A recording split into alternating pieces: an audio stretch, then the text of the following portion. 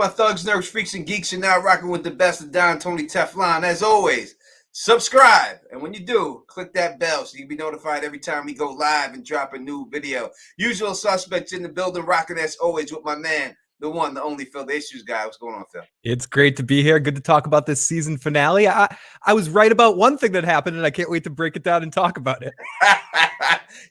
This season finale, I'm sure a lot of people were not happy with a lot of the things because we didn't get a lot of answers. But, and I think that people are getting, lost paranoia. It's post-traumatic loss disorder. They feel it. They still have that.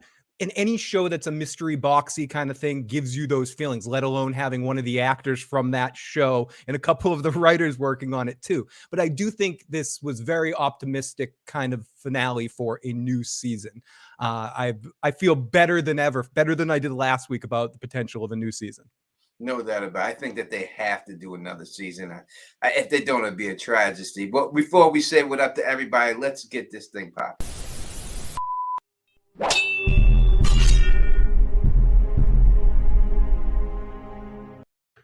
What's going on to the people in the chat? Let's say what up to Jackie C in the building rocking with us right now. Renee W is up in the building rocking with us. I can't pronounce your name. We'll just say Jesus. Jesus. TNX Jesus. Is in the building. Rodrigo is up in here. Thank you very much, Rodriguez. I'm feeling much better than I was yesterday. Thank you for asking. Jake Man is up in the building rocking with us. 08 Cali in the building rocking with us right now. You know what I mean? Jay Hall is in the building rocking with us right now. You know what I mean? He's here for all the smoke. You should be here for all the smoke. Yep. Because let's get Elvin 59 is in the building. Hope yes, everything is fine with me. I am back. I'm feeling good today. Thank you for everybody for all the well wishes and everything. Miss T is up in the building rocking right here. Selena is in the building. I appreciate you being welcome. Here. New here, love the channel. Thank you so much for joining. I seen your comment in the comment section the other day, and I commented back to you, and you got here, so I appreciate it. Steph Snow is up in here. Von Joyner is in this building. Tokus is in here. Nisha Nish is in the building rocking with us. All right, let's get right into a couple of things real quick about this for now. Yes, and I also want to say about the season 2, it was reported today on a couple of those sketchy websites that report things without sources that there will be a season 2. But Harold retweeted. He goes, I guess they know more than I do because I haven't heard it yet, but I'm hoping. I'm paraphrasing, but there was a tweet today, so it's not official yet. But obviously there are rumblings.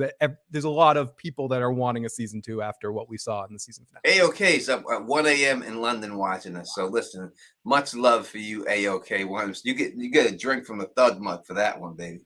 Cheers. All right. Let me say something. Before I go into a breakdown, we're going to have to go into a little bit of a rant here. Okay, let's came up here last week, and there was so many people in this comments. We're going to call out names of people. You know who you are. You came out here. It's not going to be aliens. You're going to be proven wrong. All this garbage. In the end, there was not one thing in here to disprove the alien theory. Not one. And people are telling me, another YouTuber said he seen the video. And after he already seen the video, he said it's not going to be aliens. That YouTuber ain't say shit. That YouTuber's he's a hater in there. He be hating on me and low. He's afraid to mention my name. But I've seen his videos. He be hating on me and stuff like that. But it's all good. It's all good. You need your haters in life. That's what it is. Motivate. But that is what it is in the end. You know what I mean? That I see and stuff. That is what I have not seen one thing that disproved aliens in the least. Not one thing. You know what I mean? So people can keep hating all you want. You can keep saying the North mythologies thing all you want to do. You can keep saying that stuff. In the end, it's going to be what it's going to be. I'm trying to tell you. And that's what this is, all technology. All right, let's get into this. So we got that out the way. Phil, you got one thing right. What was that? Let's put that The out bus showing up like at the there. end. Yeah. I joked about it. It was honestly just a joke that I think I said in the first time I was out here. It's like, this kind of show is perfect because they can just have a random bus show up. Is there going to be one person, or is that going to bring a whole new group of people into town in the next season? Is there any chance that Kenny's girlfriend there's fiance isn't on that bus? I mean, Oh, I mean, it probably has to be, right? she I has mean, to be. they brought up where she was from, Like, and then all of a sudden the bus comes from that area. Kenny ain't getting no ass. No. Let's just put this out there right now. Kenny, if you're watching the actor, if you're watching this right now, you're not getting no ass up in this piece. I don't see it, baby. I don't see it going down like that. Every time he almost gets some, you hear the Curb Your Enthusiasm music. Dun, dun, dun, Yeah, dun. it's just not gonna go like that. It's just not gonna go like that. You know what I mean? That was the one thing I got right, or not, and I didn't even mean it. I think I said it, that the show sets up a good possibility to just have things like this happen, and just to have like a bus Yeah, randomly I show think. up. Listen, I think the Don and Phil need to be on the bus. Epix, if you're watching, put us on the bus. What are they shooting us in Canada? We can get there. And we'll bring the Walking David with us too. Yeah, bring Walking David with us and everything else. We'll go up there. Listen, I'm with it to be murdered. You can't murder me like porn stash, like stupidly. But if you want to murder me in a nice way, I don't mind being decapitated. Just let me at least get one punch in, like I tried to fight back. You know what I mean? Let me knock out one of these things, and then you can do whatever you want. Just let me hit him one time and knock him out. Talk. I agree. The girlfriend's definitely on the bus. It has to be. I mean, if it's not, it can't be coincidence that they say that specifically. I don't know if I want to go back home and give the address where she's from or be here with you. And as for that chick, she is the biggest dick tease on the show. Dude, totally. Like, what are you doing? She would have. What are you doing? I would have. I'd have been like, what are you touching my hand for? Poor Kenny. He touched her hand like that wasn't no. I don't know what type of touch that was. I was like, get off me! What are you doing? You can't be touching me after you told me you don't know what you want to do. You don't want. You've been here for years with me. This dick is right here, and you don't know what you want to do with it. Come on. Now, was someone trying to protect Boyd? Do you think by putting him in there during the storm? Like in the tree? Like stuck in that place. Like, I know that the boy in white kind of guided them into the tree, but he's sort of stuck in that moment, about to die from the spider bites, essentially out there and be fodder. Was the boy in white trying to trap Boyd there in that moment? I don't know what why was he wet? His hair it looked a little Eddie Munsterous in the front.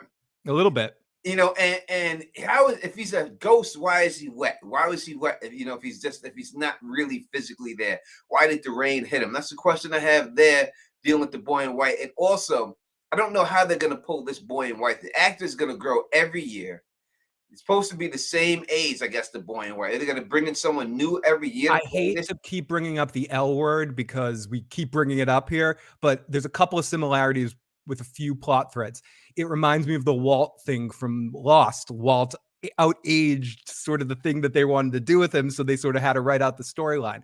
So it would be interesting to see where they go. Also, we know the boy in white can be out during the daytime. I don't know if we said that before, but he definitely can as well. We learn in this episode where the monsters sleep. They sleep down in the upside down below the house, the house there, and they draw. Maybe we could break that. I have the pictures of their drawings and stuff. We'll put those up. But I think that what that shows us is that it ain't these damn symbols that are keeping away, because it's the same exact symbols on the wall that they're drawing themselves. So if you look at the talismans, people go, "Oh, that's a North. There's a North writings in there, Norse, and that's why it's their way." Well, they're drawing the Norse writings on the wall themselves, and it's not keeping them out of that area. So the only thing it could be is the actual rock itself. It's not the drawings, so it has to be the rock. There's something going on with that rock. We don't know exactly what's going on with the rock. It's going to be a Superman situation, some kryptonite situation, but it's the rock. It's not the drawings on it. Crypto Code Light Tech says every time they kill people, they bring in more to replace them that got killed. Yeah, I think they do need more people to die, but they also need people main characters to die. Yeah. Like, so you can't just keep killing off people that don't matter. Can't keep killing off porn stashes. You know what I mean? You have turn to into The Walking Dead if you become that. You just kill off new uninteresting characters that you bring in one-off episodes, and you have all the rest of the main characters have plot armor. I think one of the things that I like about the show, and I think some people do, is that feeling like anybody could go at any time. So I agree, Tony. Unfortunately, a couple main characters have to go every season. Yeah, you know what I think is going to have to happen? I think that what they should do, listen to me, show. This is what you do. Listen to me. You want to bring in Kenny's girl's girlfriend, have Kenny's girl get killed, and Kenny hook up with the girlfriend. That would be a big win for Kenny, I guess. That would be great for Kenny. She's like, I don't know why she was waiting so long. Should we? Let's go, Kenny. Let's get this thing popping, Kenny. So I'm just trying to think of what else happened in this finale episode. Okay, the radio tower thing. And we're going to talk all about this stuff too and break it apart, but we get the whole radio tower thing. Did the voice sound at all familiar to you? The only guy who sounded kind of like was the bartender guy. That's what I keep hearing. It's the bartender. I don't think it is, but it's the only one he's remotely sounded like, and that guy was negative the whole time. It was kind of slangy-ish. Let me see if I could pull up the actual sound of the. I mean, I can. Let me see. And while Tony's doing that, it's because it keeps asking me the question: is anyone in town a mole, in a better way of saying it, and partly working with the monsters or have some sort of connection with them on that level? And that moment sort of stuck out to me a little weird, that in the way he's reacting to everything, but it could just be a little bit of, like Tony was saying last week with the institutionalized thing. And we'll bounce back to what Tony's talking about in a second. The other thing, Fatima, I don't think she wanted to say yes to that proposal. She got a look on her face like, yeah, it was a little crazy on her, right? I wish we could have her on, ask her for real. How you really feeling about that, Fatima? She definitely gave off the vibe like, I have to let this dude down easy in this moment. Yeah, it definitely looked a little crazy right there with her. Let me see. Where is my stuff? Should be under my stuff. And we do have a voicemail line. We also have one voicemail ready. We'll play it in a second. It's 781-990-8509. Leave your thoughts on this finale, what you hope to see in the next season. Good girl, run this. Glad you're feeling better, Tony. And hello, Phil. Hello, and thank you so much for the super chat donation. Means a shit ton. It sure does. And I'm trying to cue it up. And I'm doing my best, like dribbling, like stalling right now. I want TNX Jesus says, I want Julie to go. She pisses me off. Julie does kind of piss me, or the Julie scenes sometimes seem a little like when she got in Jade's face, don't talk shit about my daddy and stuff like that. It was, you know. Yeah, I got stuff to say about Julie. I don't know how old the actress is, so I'm gonna keep it to myself. I'll keep it to myself. I'm not old enough. Maybe we'll get it right here. We'll talk to her. Let's see. I don't know if I could just. I don't want to have to share the screen. I don't know if I can. Let me see if I can just play it. All right, and just tell me if you can hear it clear enough. I'll turn the volume up a little bit. And we're here with this? Not you. Here it is. There you go. Jesus. Listen, we don't have very much time. Yeah, I can hear it. Where are you? Whoa, slow down. Is this Jim? Sorry, what? Jim Matthews. Who is this? Your wife should be digging that hole, Jim. Now, does that sound like two different voices to you? Play it one more time, can you? Yep. From the first voice that comes on. All right, Hello? Hello? Is someone there? yes, we're here. Oh my God, you have no idea. Jesus. Listen, we don't have very much time. Where are you? Whoa, slow down. Is this Jim? Sorry, what? Jim Matthews. Who is this? Your wife should be digging that hole, Jim. It did sound like a different voice, or he changed his voice to be like, "Your wife shouldn't have been digging that hole." It was a little, it was a little deeper. It was definitely. I don't know if it was the same guy like trying to sound tough in doing like his Batman voice, like. It was definitely like that because I thought like the first voice sounded like legitimate. Like the first one was like hello, like he got someone, and then it got intercepted by the second voice, and then the second voice played the Batman role. This is what Greta says. At first, it sounded like Jim connected with someone from the outside because the person saying hello, hello. Then the other voice intercepted, asking, "Was that Jim?" It's two different voices. Yeah, see, Greta's got on to it too. Hey, I shouldn't be digging that hole, Jim. I agree with Emily. It's Smoke Monster. It's definitely Smoke. But This is all Farmer Initiative. Is it the guy in the shop, the black dude in the shop? Let me see if I can bring up his voice and see if we can compare. I know he did the one scene, and there's one. A couple people in the live chat or have suggested it was Victor. Victor doesn't sound like that though. Simone says Victor, and I think Tulk says Victor has a split personality, and he was doing both voices. Where is the bar? The bar scene was this scene, right? Oh yeah, you better not get near there. I think that Ethan is like explaining the whole show. Because I remember. Oh, sorry, I accidentally played a voicemail. Oh, I'm trying to see if I can find if there's a bar scene. I thought there was. Moxie says, listen to the accent. Like when you talk to a stupid kid. The finale was, Cheryl Washington the finale was trash. I'm super disappointed. I expected more. And a lot of people are feeling that. Yeah. And I'm not going to tell them that they shouldn't either. Because I understand that people want answers and they feel like they didn't get enough answers. But I tried to warn you before this all happened that there weren't going to be enough. And I can't find it. I think part of the problem too, Tony, is that so many of these shows that you watch like this too don't get the second seasons or the third seasons. I'm confident that we're going to get it, but I think there's part of that too, that if this was, say, for whatever reason, I hope it isn't the final episode of the show that we get, this would not be satisfying. This would be the worst thing since My So-Called Life, you know, or Mindhunters or something. It's just like, how is this ending? So I get that perspective, but I think we're almost, and I don't want to jinx it, but I think we're almost guaranteed a second. I think we have to get it. Thank you for the super chat. Kat says, just saying how much I enjoy your theories. I appreciate putting them out there. Thank you so much. Truly. First, use your fingerprints to unlock the device. What the fuck is that? Someone's trying to break into Tony's devices right now. How did that happen? We got a cat burglar stepping in. And yes, Bridge, I'm sorry. Listen, this is the person trying to contact me. This is what live shows are all about, where someone's trying to contact. Trying to contact me. Tony shouldn't be doing that stream right now. I'll show you aliens right now. I'll show you some aliens, Teflon.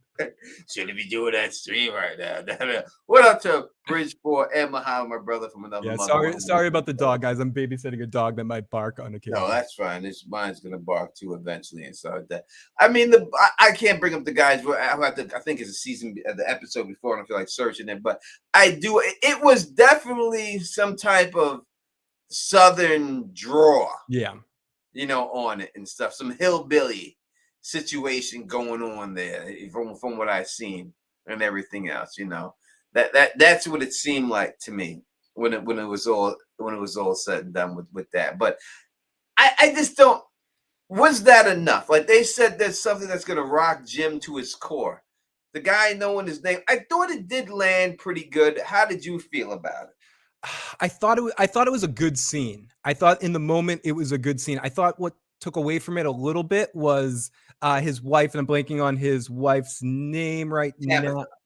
Her decision to leave and go work on the house alone, digging and stuff with no one else there. I thought that was a poor decision, but I think the scene with him and getting the message again, it was very Saeed on the radio and Losty, where a random voice comes on, and we kind of called that a little bit last week too, in joking that it's going to be someone saying, you know, your mother sucks dicks in hell, or so, you know, something like that. So I'm not gonna say I didn't expect it, but I was shocked because at first I'm like, oh my God, they actually got through to somebody. Like the scene fooled me in the moment to be like, oh, and maybe that's because of the two voices, and that's why the good audio editing and stuff. But it's kind of what I expected with that one. To be honest, I did think it was interesting. I liked Jade a lot in this episode. I thought this was one of the better episodes to make him more of a real boy rather than a one-dimensional character. He has had a few of those moments through the season, and I thought this was one of the better episodes. His scene with the woman he's living with, I thought was a good emotional scene. I thought that worked really well, and him coming up with the idea, and I kind of like him teasing Jim. I dig that vibe a little bit. I do. I mean, you have to have someone that's a dick. Right? It's not. Yeah. You got to have that. You can't have people who all get along, because that's how you get stuck in the spot and no one wants to push the needle. You need someone who's a straight dick and say, listen, man, I'm not trying to, I like my life. All right. Because I wish I'd know the show that I just watched another live stream real quick. And I wish I could tell you the name of it. And one of the people that were on the panel, and I don't want to talk about people on the panel really unless they're here. You know what I mean? I feel like I'm Jerry Buss with my button open here. But, now that I've seen that show, that's a whole different. But she was saying some stuff like, "Oh, why people want to leave? I would stay right there. You know, you got free food, you got free electricity." Yeah, I mean, a couple of people are saying those things. And Emily, I use any opportunity to talk about how awesome Oz was and how awesome Boyd was on Oz as the Greek chorus narrator. And I was going to say as well, with the scene at the end where he's screaming inside there, he's definitely played that scene before on Oz being in the hole. You know, it's definitely in the whole scene right there, without a shadow of a doubt. That was in the whole scene. And people are saying he can't get out. I could see him getting out. He could scale that wall, I do believe. Yeah, once he gets his faculties amongst him. Someone said in the live chat earlier, I'm sorry, I can't remember who said it, so I can't give you credit, that they think he's in the chimney of Colony House, which wouldn't surprise me if it's something like that. That's where he's trapped, and he finds his way up there. And he's got to make his way somehow back to town. Yeah. Right. I don't think that when the next season happens, they're going to pick up right where they left off, and he's going to be by the lighthouse, and he's going to go inside there. I think he's going to have to start all over again with these new people and everything else. And I think that's what it's going to be. We have our first voicemail of the night from area code 612. It's Jay Hall. You know why I'm here. No, but great to hear from you guys today. Excited for the stream. Excited for season 2, but I'm leaning more so to some type of secret organization / government / rich folks with a lot of money. You know what I'm saying? I'm getting Get Out vibes. I'm getting Monsters at the End of the Block vibes is what I'm really getting. But I know I don't have anything to hold up any theories. So don't come at me yet. I don't have anything to hold up any theories. So you're going to win with the aliens for now. But I'm going to try to get back with some concrete evidence on something else other than the aliens, man. Appreciate the streams, brothers. Looking out for the conversation.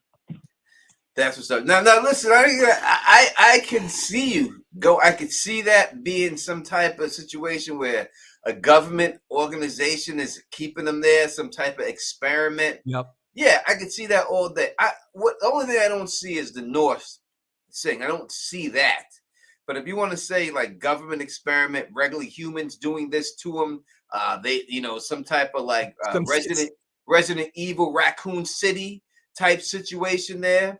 That's something like that, could definitely see a Resident Evil vibe to it, and people trapped in this place after, they conducted some type of umbrella experiments and all that. All day, I could see that. And if it was that and not aliens, I could see that being like that all day without a shadow of a doubt. I get the vibes he's saying too, in the sense of feeling like right when the weather kicks in, that when they're getting somewhere, the weather starts changing for the very first time in the series, almost like someone flipped a switch of a weather device to go up storm. Like Truman Show, right? Like Truman Show, like in that moment that Ed Harris is somewhere raising a dial to F with Truman. So J Hall says, yeah, monster at the end of the block. So I definitely see that vibe too. I think the show is, I don't know if they know. That's the curious thing that I'm wondering, if they know what this is. Maybe. Who knows? Maybe.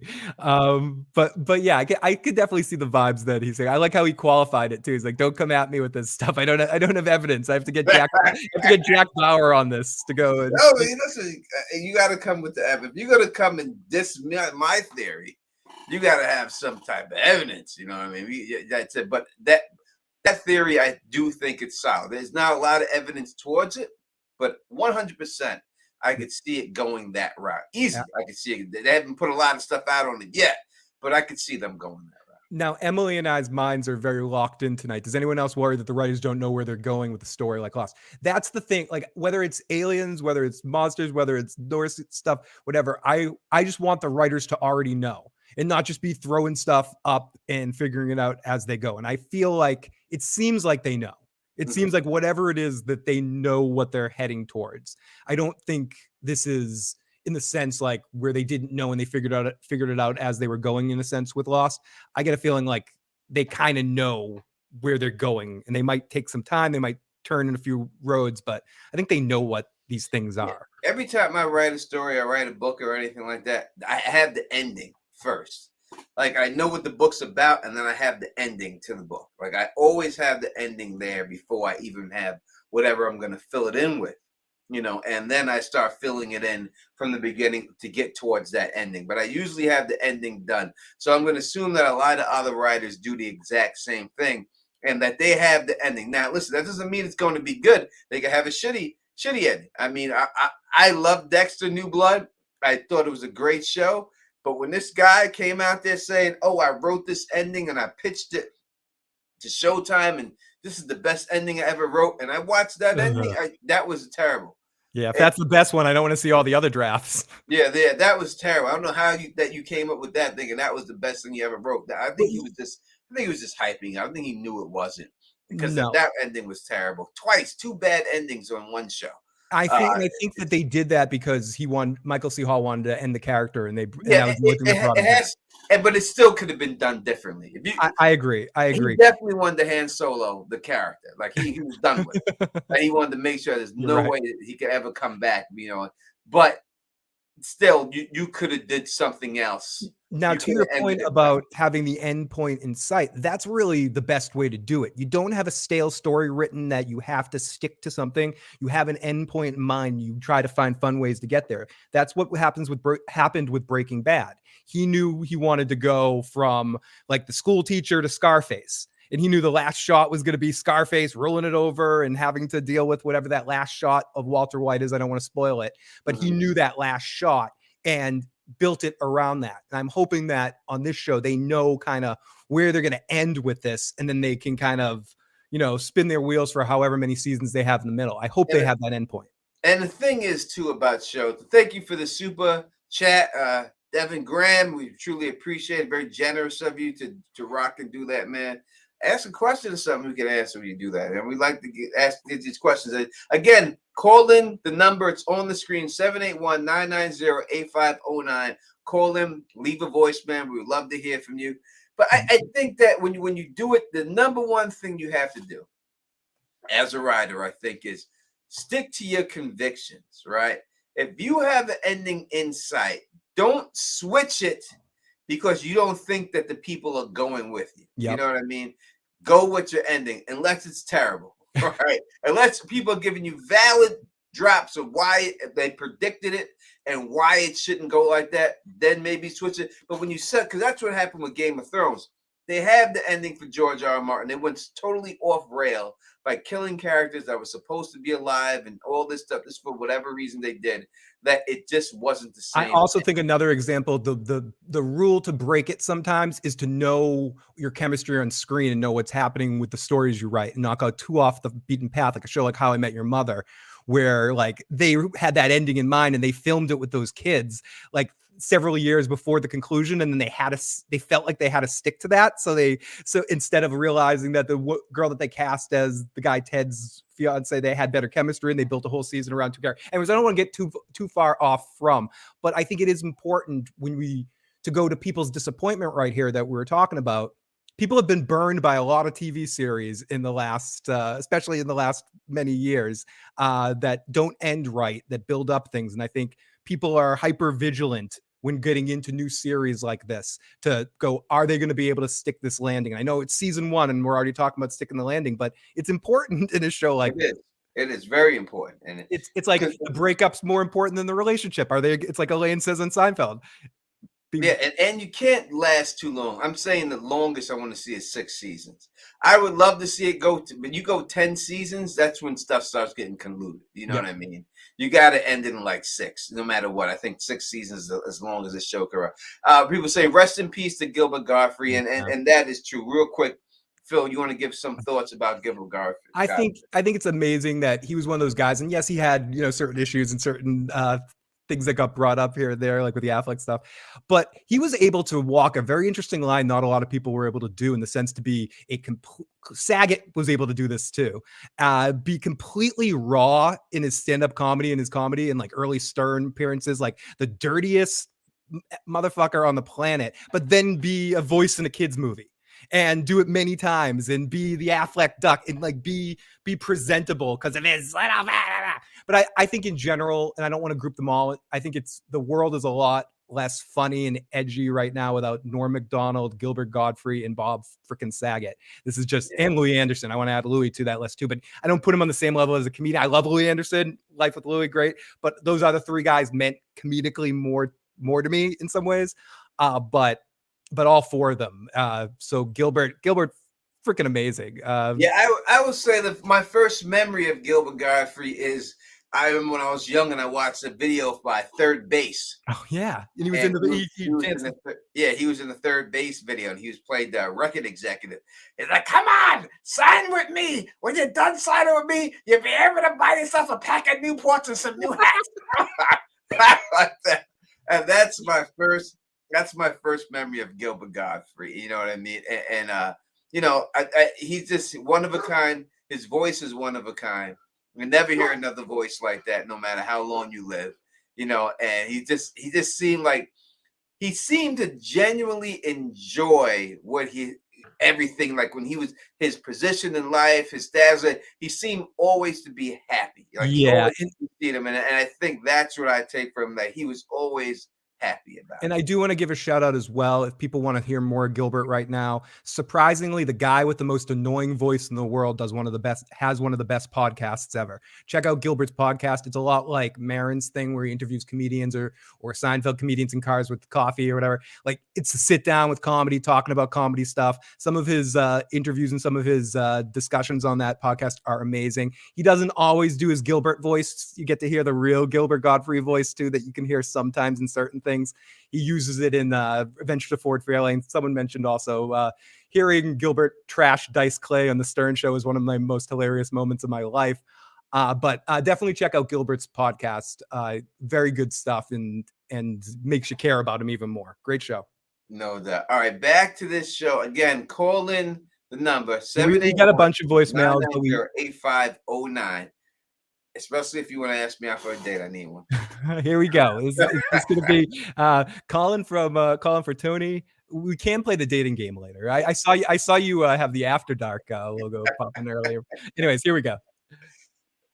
Yes, I'm a new subscriber. My name is Selena, and I am from Alabama.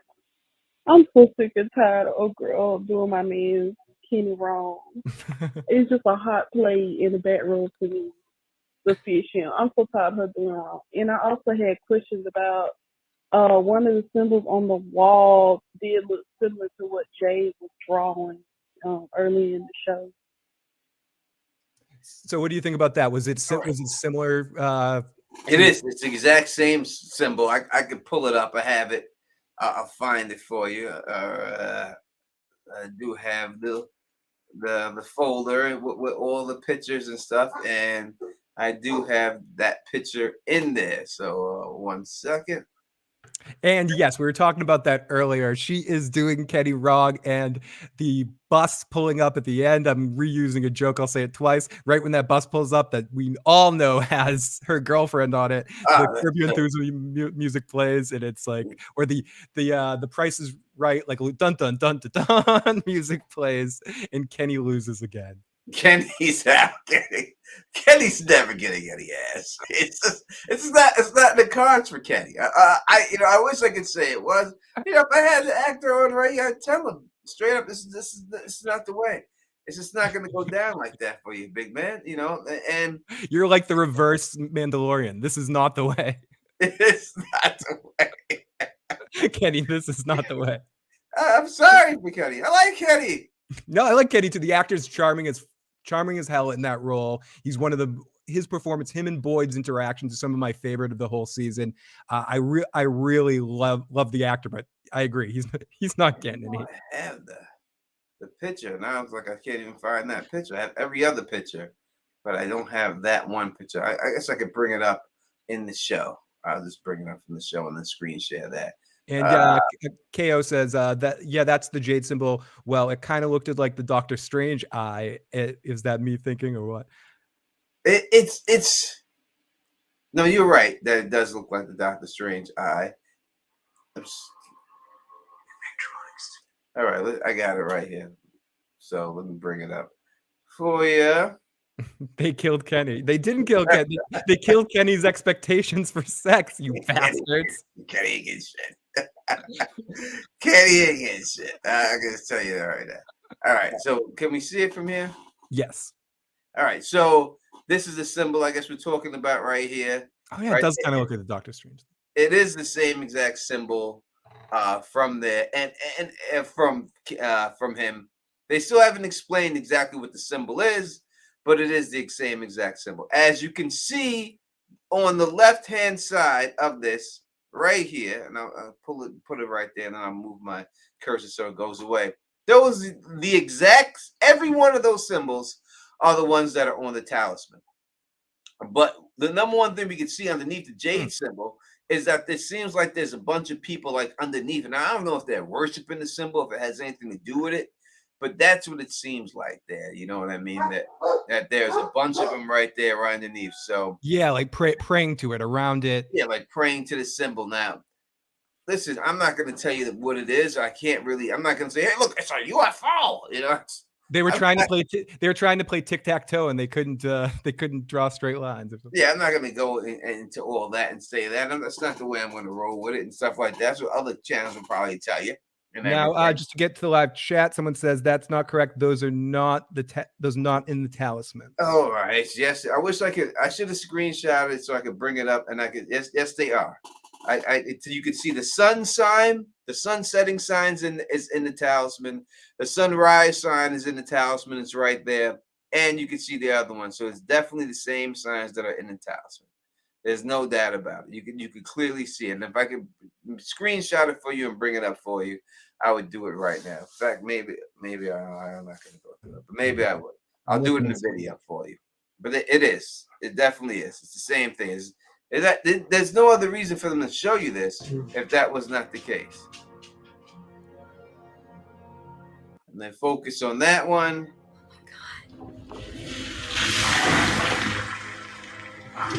And we gotta go. He's still like a child right there. In that moment, he reminds me so much of like the look at his face, like he's just a kid. Like, come on, we gotta go. The boy told me, and I guess it destroys the theory. He says that the boy in white told him that she would show up. This boy in white. And people said it already. We've been talking about the boy in white and said, I told you that.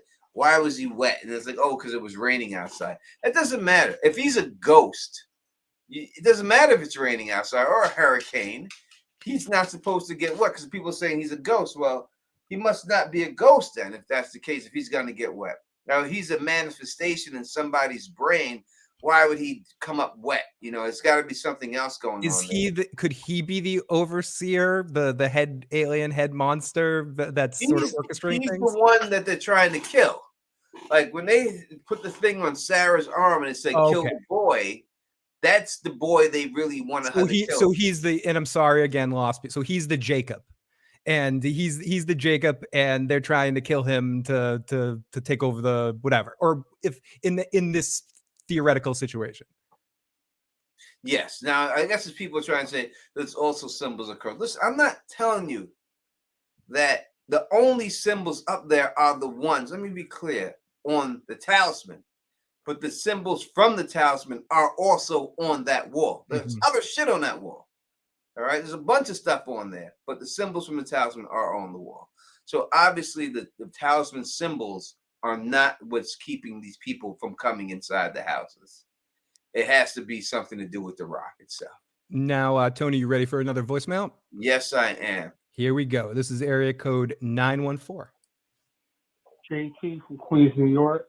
Was calling to say that the whole radio tower person that they connected to is so reminiscent of Lost first season finale. It's almost like they're just using the same template or something.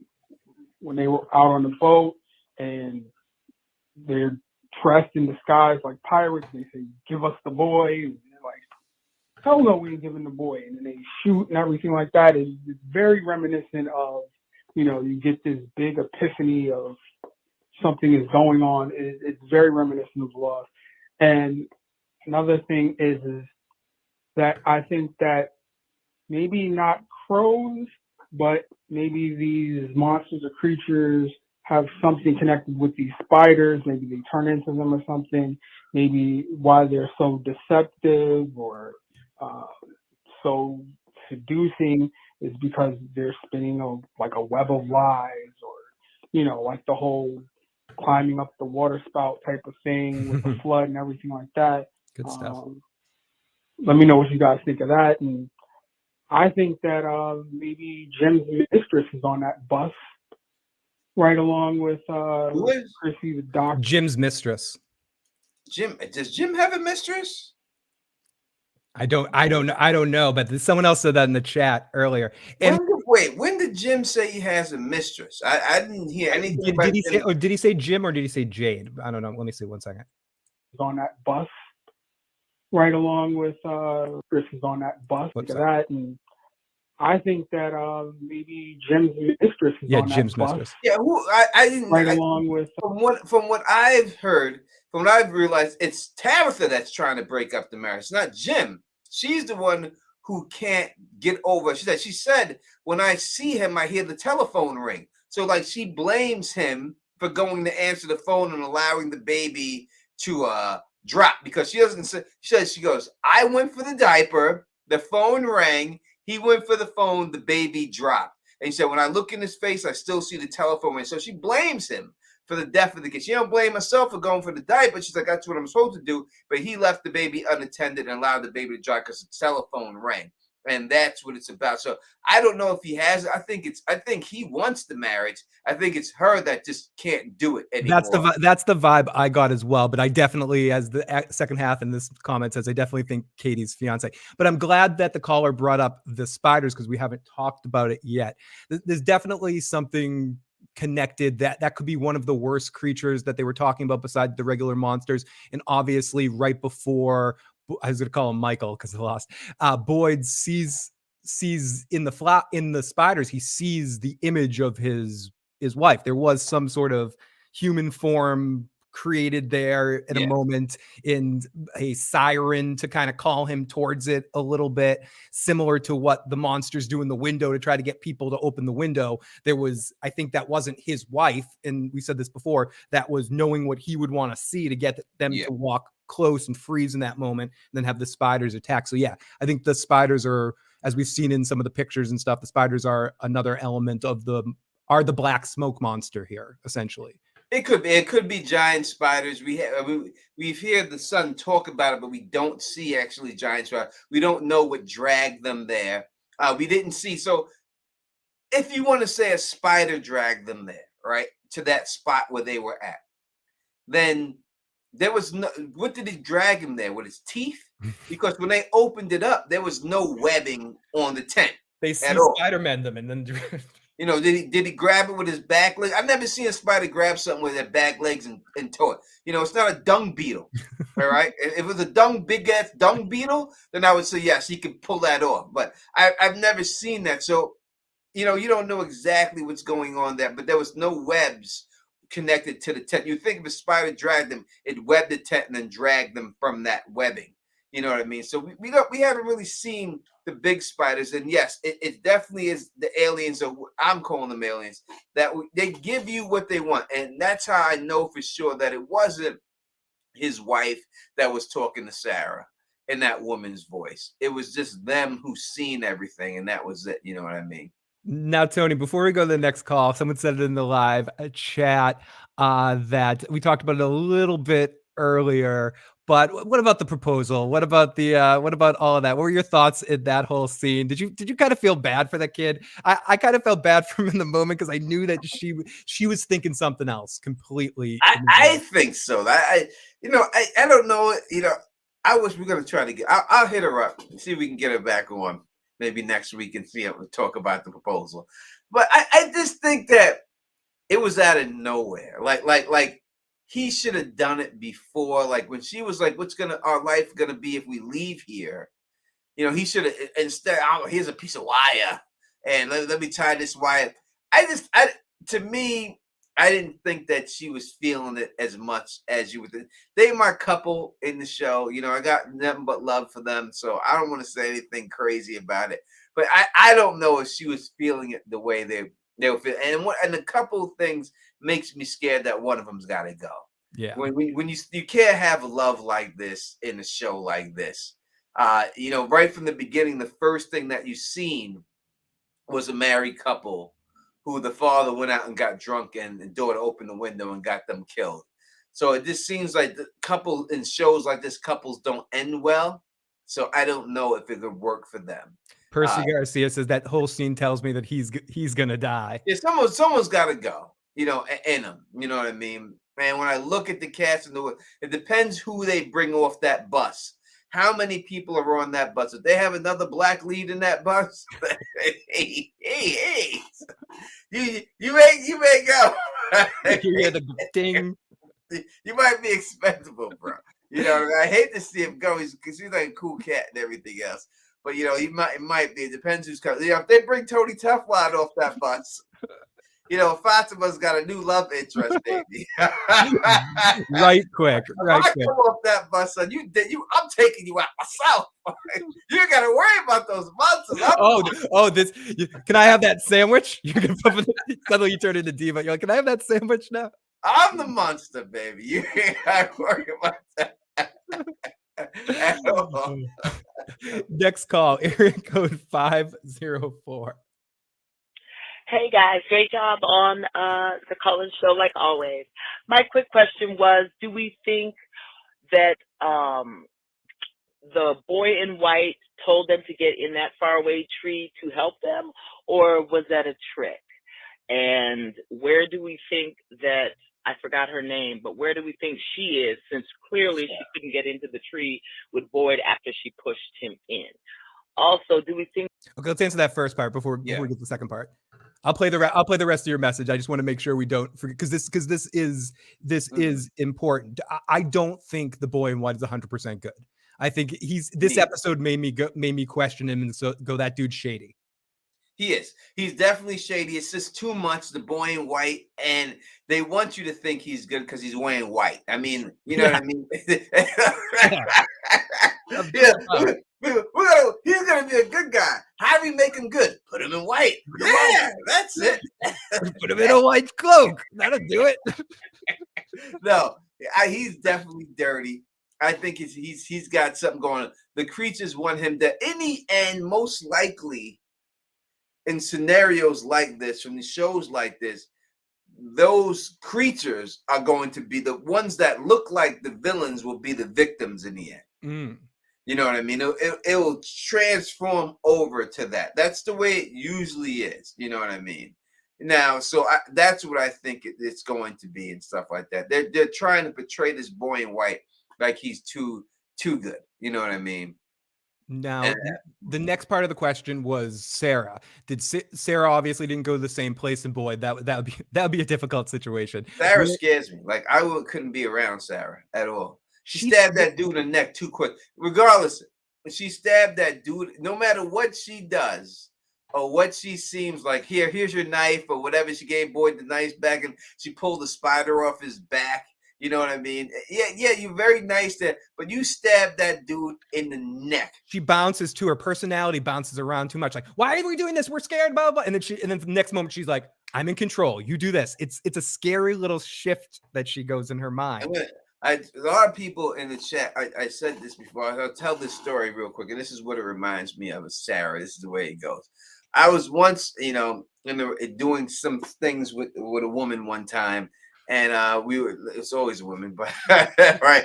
And patty cake. He was playing patty cake. And while we were in bed, and she was sitting on top of me, and when she was sitting on top of me, I was having a good time, and I looked up at her face, and she looked down at me, and this chick karate chopped me right in the throat. And I was like, and I tossed her till I elbowed her like this, and I was like, and when I elbowed her off the bed, I rolled to the other side on the other side of the bed, and I was like, and she was like, oh, I thought you would like it. I'm like it? You tried to kill me. And that's what Sarah reminds me of. Some chick like that. You know what I mean? Like, she goes, I thought you'd no, you stabbed somebody in the neck. You try to kill me, shorty. I thought you'd like it. You can't be this karate chopping people thinking they into asphyxiation. That ain't the way to do it. If it goes no, that's you can't just spring that. That's a discussion. I back elbowed her whole body flew. And listen, I'm not into violence at all. But I thought I was about to die. I had no choice. You go into Steven Seagal judo mode. You're like, I did it. And I rolled off that and put my hands up. It was like, what's going on here? What's going on here? But that's the type of chick Sarah reminds me of. You know what I mean? A chick that you gotta watch chicks like that. Watch you know what I mean? So I don't forgive her whatsoever. As for where she wound up, it's such a broad answer. We have seen so many things. If I have to take a pick, I'm gonna say that she wound up in the same exact spot that Julie wound up. In that like built cap, like the main place, the main underground. If the Dharma station is trying to manipulate her, and somehow he has control of where people do go off into, he's not going to put her in a bad spot like he put Boyd. You know what I mean? He's going to put her in a good spot. Yeah, I agree, and I tend to think that I said this earlier. Indigo, that's not saying sexy. No, it wasn't sexy at all for me, god damn it. So my life was on the line here, god damn it. He's protected his neck, literally. I am not kink shaming. That's not kink shaming. You don't karate chop people in the neck, people. All right. She was communicating poor kink etiquette. You don't just do that. She should have talked to Tony about ground rules ahead of time if she intended to karate chop him to the neck. That's only fair. Yeah, you can't do that. You got to at least communicate that before I say, hey, can ask me? I'm into stuff, but you gotta just ask first. You know, because I would have told you no. That would have been in the contract you signed going into Teflon headquarters. Yeah, is there a second part to her? Exactly. Yes. Exactly. I just want to say gift revolve. Exactly. Wu-Tang rule number 1: protect your neck. Exactly right. So here we go. Let's continue the message. Also, do we think the voice on the radio might have been, if it wasn't the guy from the bar, could it have been somebody from the outside, or could it have been perhaps a different dimension talking to the other dimension? Thanks again. Was it another dimension? I just wanted to start doing the Beastie Boys. Another dimension. Interplanetary. I wish I could say it was another dimension, but I think it's got to be something closer to home than that. If it's somehow that guy in the bar, how would he, like that guy in the bar, what was his specialist? What did he say he did for a living? Oh, he did. It was 2 episodes ago too, when what's her name was in the bar when People in the chat asked me what did he say he did for a living? when Donna I think it was when Donna was in the bar when they were talking. No, it was someone that when I think when he got Jim in there or something like that when he's drinking the first time he said, "Yeah, I'm a philosopher." I don't know. She was something. A psych professor says philosophy, psych. Philosophy. Listen, so let's make a theory. Let's figure out how he could be in it. He's a professor of philosophy. How could it be in there? Well, he would have to be a mole, right? Yeah. By the people. If you want to go in there and say that it's regular people running this, you know what I mean, right now, they put him in there to analyze the people, to be the man on the inside. Now, knowing Tony, what's going to go on. So they have a guy on the inside who's actually helping chart data for the people who's running this. And I'm going to add that and again, this is just, we're playing our what if game here. If this is the case, what if this is the case? He's not the only one. I'm going to say that Fatima's one as well. That there's other people that are in there working in a Craster-like way with the others to feed people to them. And they're always going to be there. And I know she's newer, but that doesn't mean you can't get recruited in different ways. So I'm not saying that this is true, but if we're going down this road, I don't think it's just one. I don't think there would just be one mole. I think there'd be many. Yeah, there's another mole in there too. Definitely a couple of people, but that would be the only way I could see him if he was a mole in there. He's helping the people conduct the experiment, so he's their eyes and ears on the inside, and that's why he prevented. They gave him the technology and stuff to do that. You know what I mean? That's how you build a theory, people, right? That's how you do it. We're doing it for you live, all right? That's how you start theory crafting there. Maybe his radio truly worked when they told him it didn't, and that's where he was talking to them through that. Yeah, he's. I mean, if you're gonna go that way, then that's what it would be. Happy Thursday to Fernandez T. Thank you so much, Fernandez T. Thank you, Fernandez T. Toast, my friend. Thirsty Thursday. Right now, I don't drink maybe once a week, and this is the once, right? Was that not good for you, that one? And we got another super chat too from Emily. It says, "Loving the conversation, keep it up." Oh, thank you so much, Emily. We appreciate it. Truly appreciate it. I'll be right back. I gotta just take something out of my dog's mouth. All right, I'll switch over to just me while you do that. And yeah, so thank you everybody. Let me put that the super chat up there while Phil does his thing and stuff.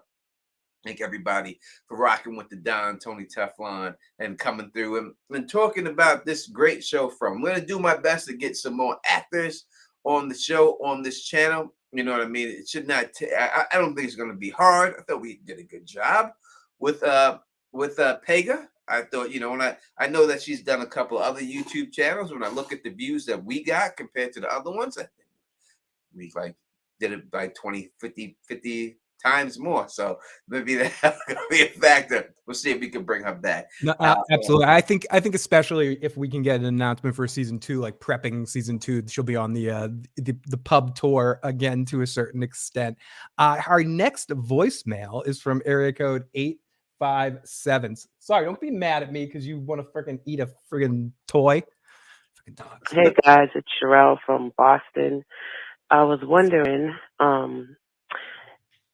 first of all, I've been trying to send a super chat, but YouTube isn't allowing me. It's kind of screwing up you guys' money. I'm sorry about that. But anyway, I was wondering if you guys may think that Boyd being bit by the spiders will change him into one of the monsters and that he's going to crawl out of that space changed with a goofy grin on his face. All right, let me grab a drink. I cannot wait to answer this question. I'm right back. Tony's gonna be back for that answer. We got our good buddy Mandrell in the live chat, and whether I think that Boyd could come out changed, it did seem like he was starting to change over to something, or at least his instincts were to be like. be really angry. It's funny that Tony and I are both having to take breaks to deal with honorary dogs. But it's great to see Mandrell in the live chat. It's been a while, my friend. And the hand on the cave is the hand that, which is also translated as the hand of Fatima. No, I don't think they're killing their Rick either. I think this is his show, and I think he's going to be here I think he's the Rick, he's the Jack if we're doing the Lost thing, and I think the show begins and ends with Boyd. At least that's my imagination. And Tony said this before, is this guy's been in a lot of amazing parts in a lot of amazing shows and movies. This is the first one from my memory that he's a true lead.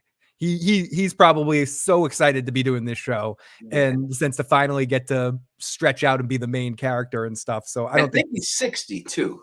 Yeah, like 60 years old, and he's got his first show. So I don't think they're gonna he's gonna let them just take him out. This is his show. No. You know what I mean? So if he has if he's 60 right now and he has a 6 years run, 66 when the show is over and stuff. You know what I mean? This is his show. This is his shot. And Shorty, he was one of the leads of Oz, but you would almost say that Oz was a show like The Wire where it had no true lead. And if it was a lead, I guess it was Tobias, but he was more the narrator in the Greek chorus. But I see what you mean. Like he was the face on every Oz DVD set or something. He would be the center focus of every season, and he'd be the first voice you'd hear and the last voice you'd hear. So I would consider him a main character of Oz, but definitely a main character, but I don't think he's a Tony Soprano. No. I wouldn't say that, and he's in that show Claws, and he was not the main Claws. He has a role in that, but he wasn't the main character. He was on a season of a season and a half, maybe, of Sons of Anarchy. Maybe it was just one season. This is his show. This is his. Yeah. This is his, so I don't think so. Again, what she said, if he gets bit, but since he was bit by a spider, will he turn into a spider? Or one of the monsters. It would be more realistic that he turned into one of the monsters, but I just don't see them going that route with him. I just don't think that's the way they're gonna have it. I don't think it's the monster venom. I mean, the spider venom that's turning people into these monsters. I don't think that's the way it's gonna go. No, I mean he's gonna survive too. He's not gonna. If he was gonna die from the spider venom in that moment, he would have died in that. I think being in that tree is actually, or being in the tree or the chimney, wherever, he's actually going to save his life. Yeah, well, the whole thing is this. When you have a show that has a cliffhanger, that means the person survives. That's the whole idea of a cliffhanger, right? If you watch the old Batman shows from back in the days, with Adam West, at every end of the episode, they were in a predicament, all right? And I'll see you, same bat time, same bat channel. But that's the definition of a cliffhanger, that you get out of it. You make people think you're not, and then somehow they find the way out. And I think the fact that he's showboyed inside this chimney means that he's not God, that he's going to survive. Will the spider bite cure his disease? That could be a factor. It could get rid of his disease, the spider bite. Yeah. It can make it worse, or it can make it better. Now TNX Jesus says the boy in white knows where the faraway trees will lead people. He isn't bound by the rules, just like he visited Victor and told him Tabitha would come. That's why I think the boy in white has his own agenda that has nothing to do with helping people. It has to do with helping the boy in white.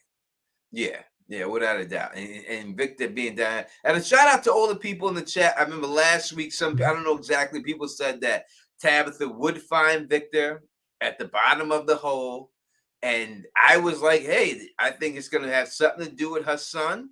And I was 100% wrong. We didn't see anything to do with her son. Mm-hmm. But you were 100% right. So whoever was out there, shout yourself out right now, who said, hey, that I knew that was going to be Victor. I said he's going to sign Victor. And I'll highlight your comment on there. Because, listen, you got that 100% right. It was Victor that was in there. And I think Victor is just a tool of or at least it made it seem like in this episode that he was just a tool of the boy in white, that he's his creature, so to speak, and he's ordering him around a little bit. And at least that's the vibe I got. I don't know about you. Yeah, the boy in white's dirty. And we just got to know exactly what's going on with the boy in white. Why is he there? Again, this is supposed to be going on since the 70s. This has been going on for years, decades.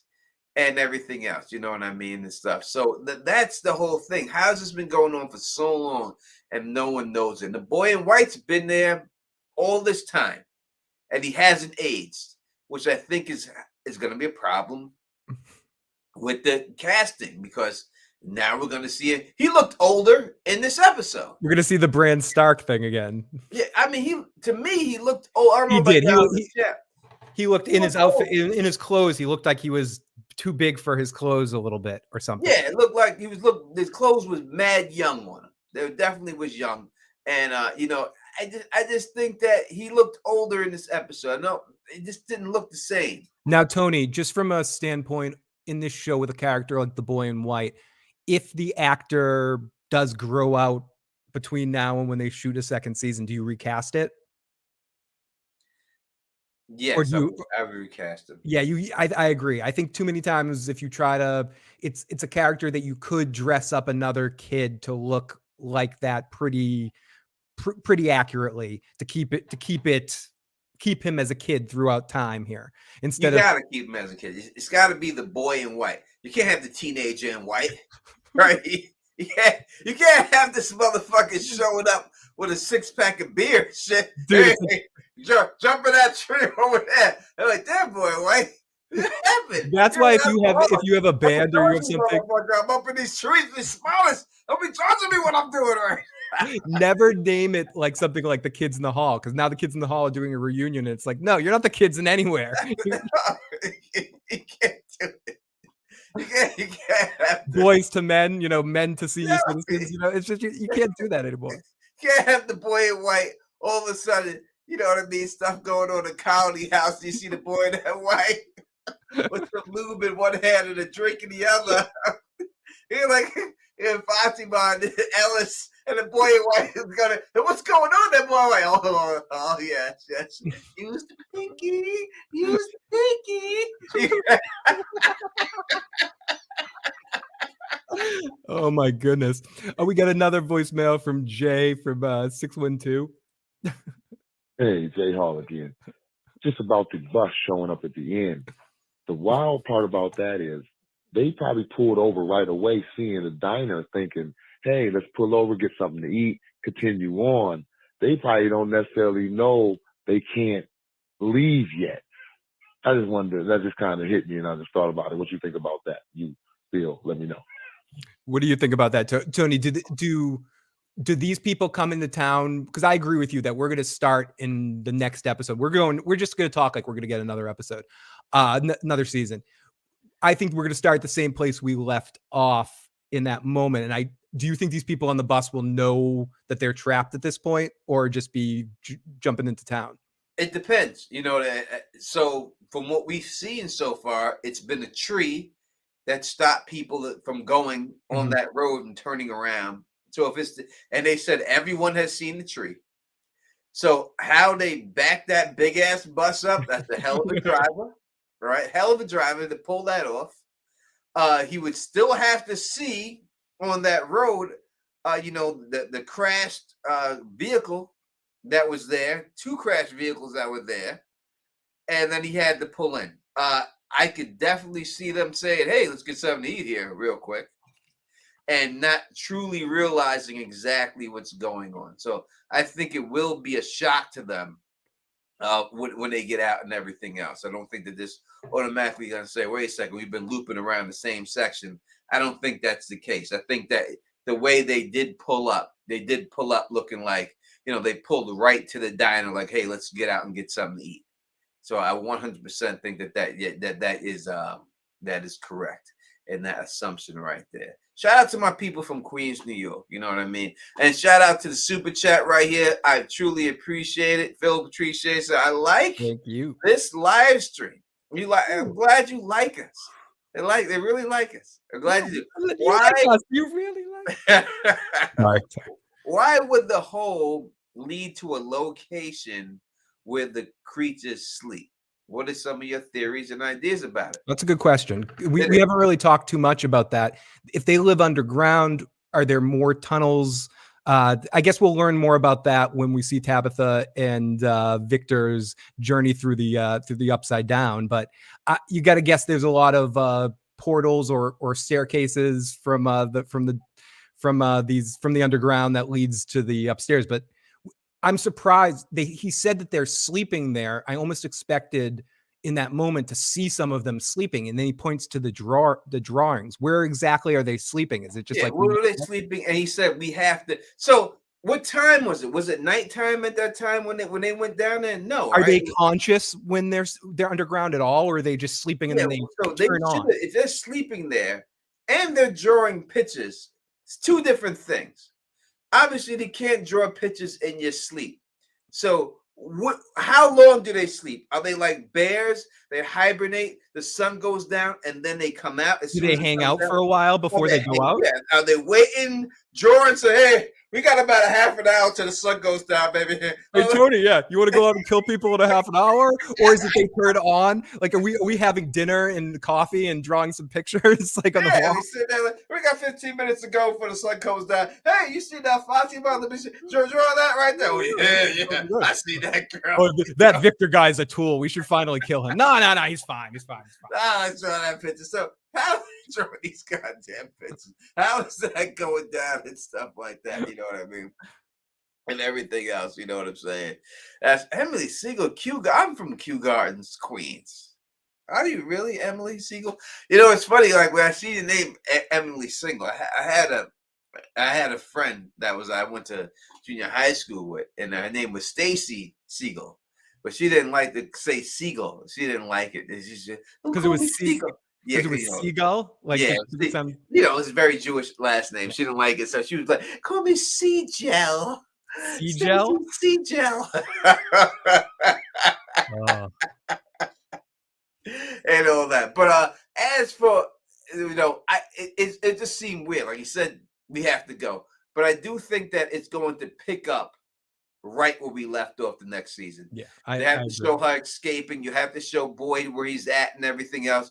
Like if Boyd is in that house, someone's going to hear him. Listen, to me, I would have to say if he's going to get saved and he's in town, it'll be Ellis. If he's in there, Ellis will hear his dad, and Ellis will pull his dad out, and it'll help build that bond between. I think next season they're going to bond a lot more. They would have to do. It would be Ellis. If he's in that, chimney in that house, it'll be Ellis that pulls him out. It would have to be Ellis. That's the way I would see. We're gonna have to take that boy. The lighthouse. People talk about the light. Let's do that. You know what I mean? Talk about this lighthouse now. Oh, the lighthouse. Yeah, it seemed to be. Do you have a picture of the lighthouse by chance? I was built into the mountain, wasn't it, or something? We do have a couple more voicemails that we will get to your voicemails in a second. We're just going to talk about the lighthouse a bit, and absolutely still call in. The voicemail line is still open, and if we miss your chat for whatever reason, you can also text that number 781-990-8509 to make sure we read your comment if we missed it when it flipped by.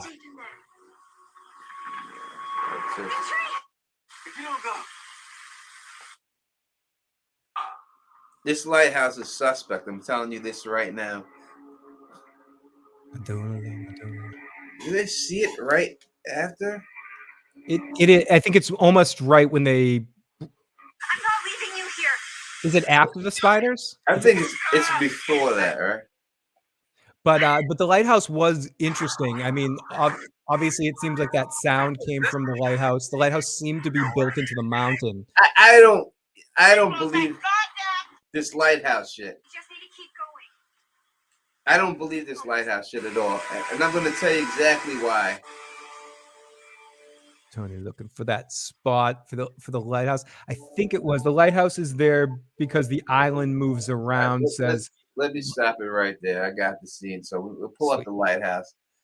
The lighthouse is suspect to me, and what do you think about what Lung Star? Great name. The lighthouse is there because the island moves around, or this area moves around, so it's there as a beacon of some sort. Why won't that thing just disappear? All right, there.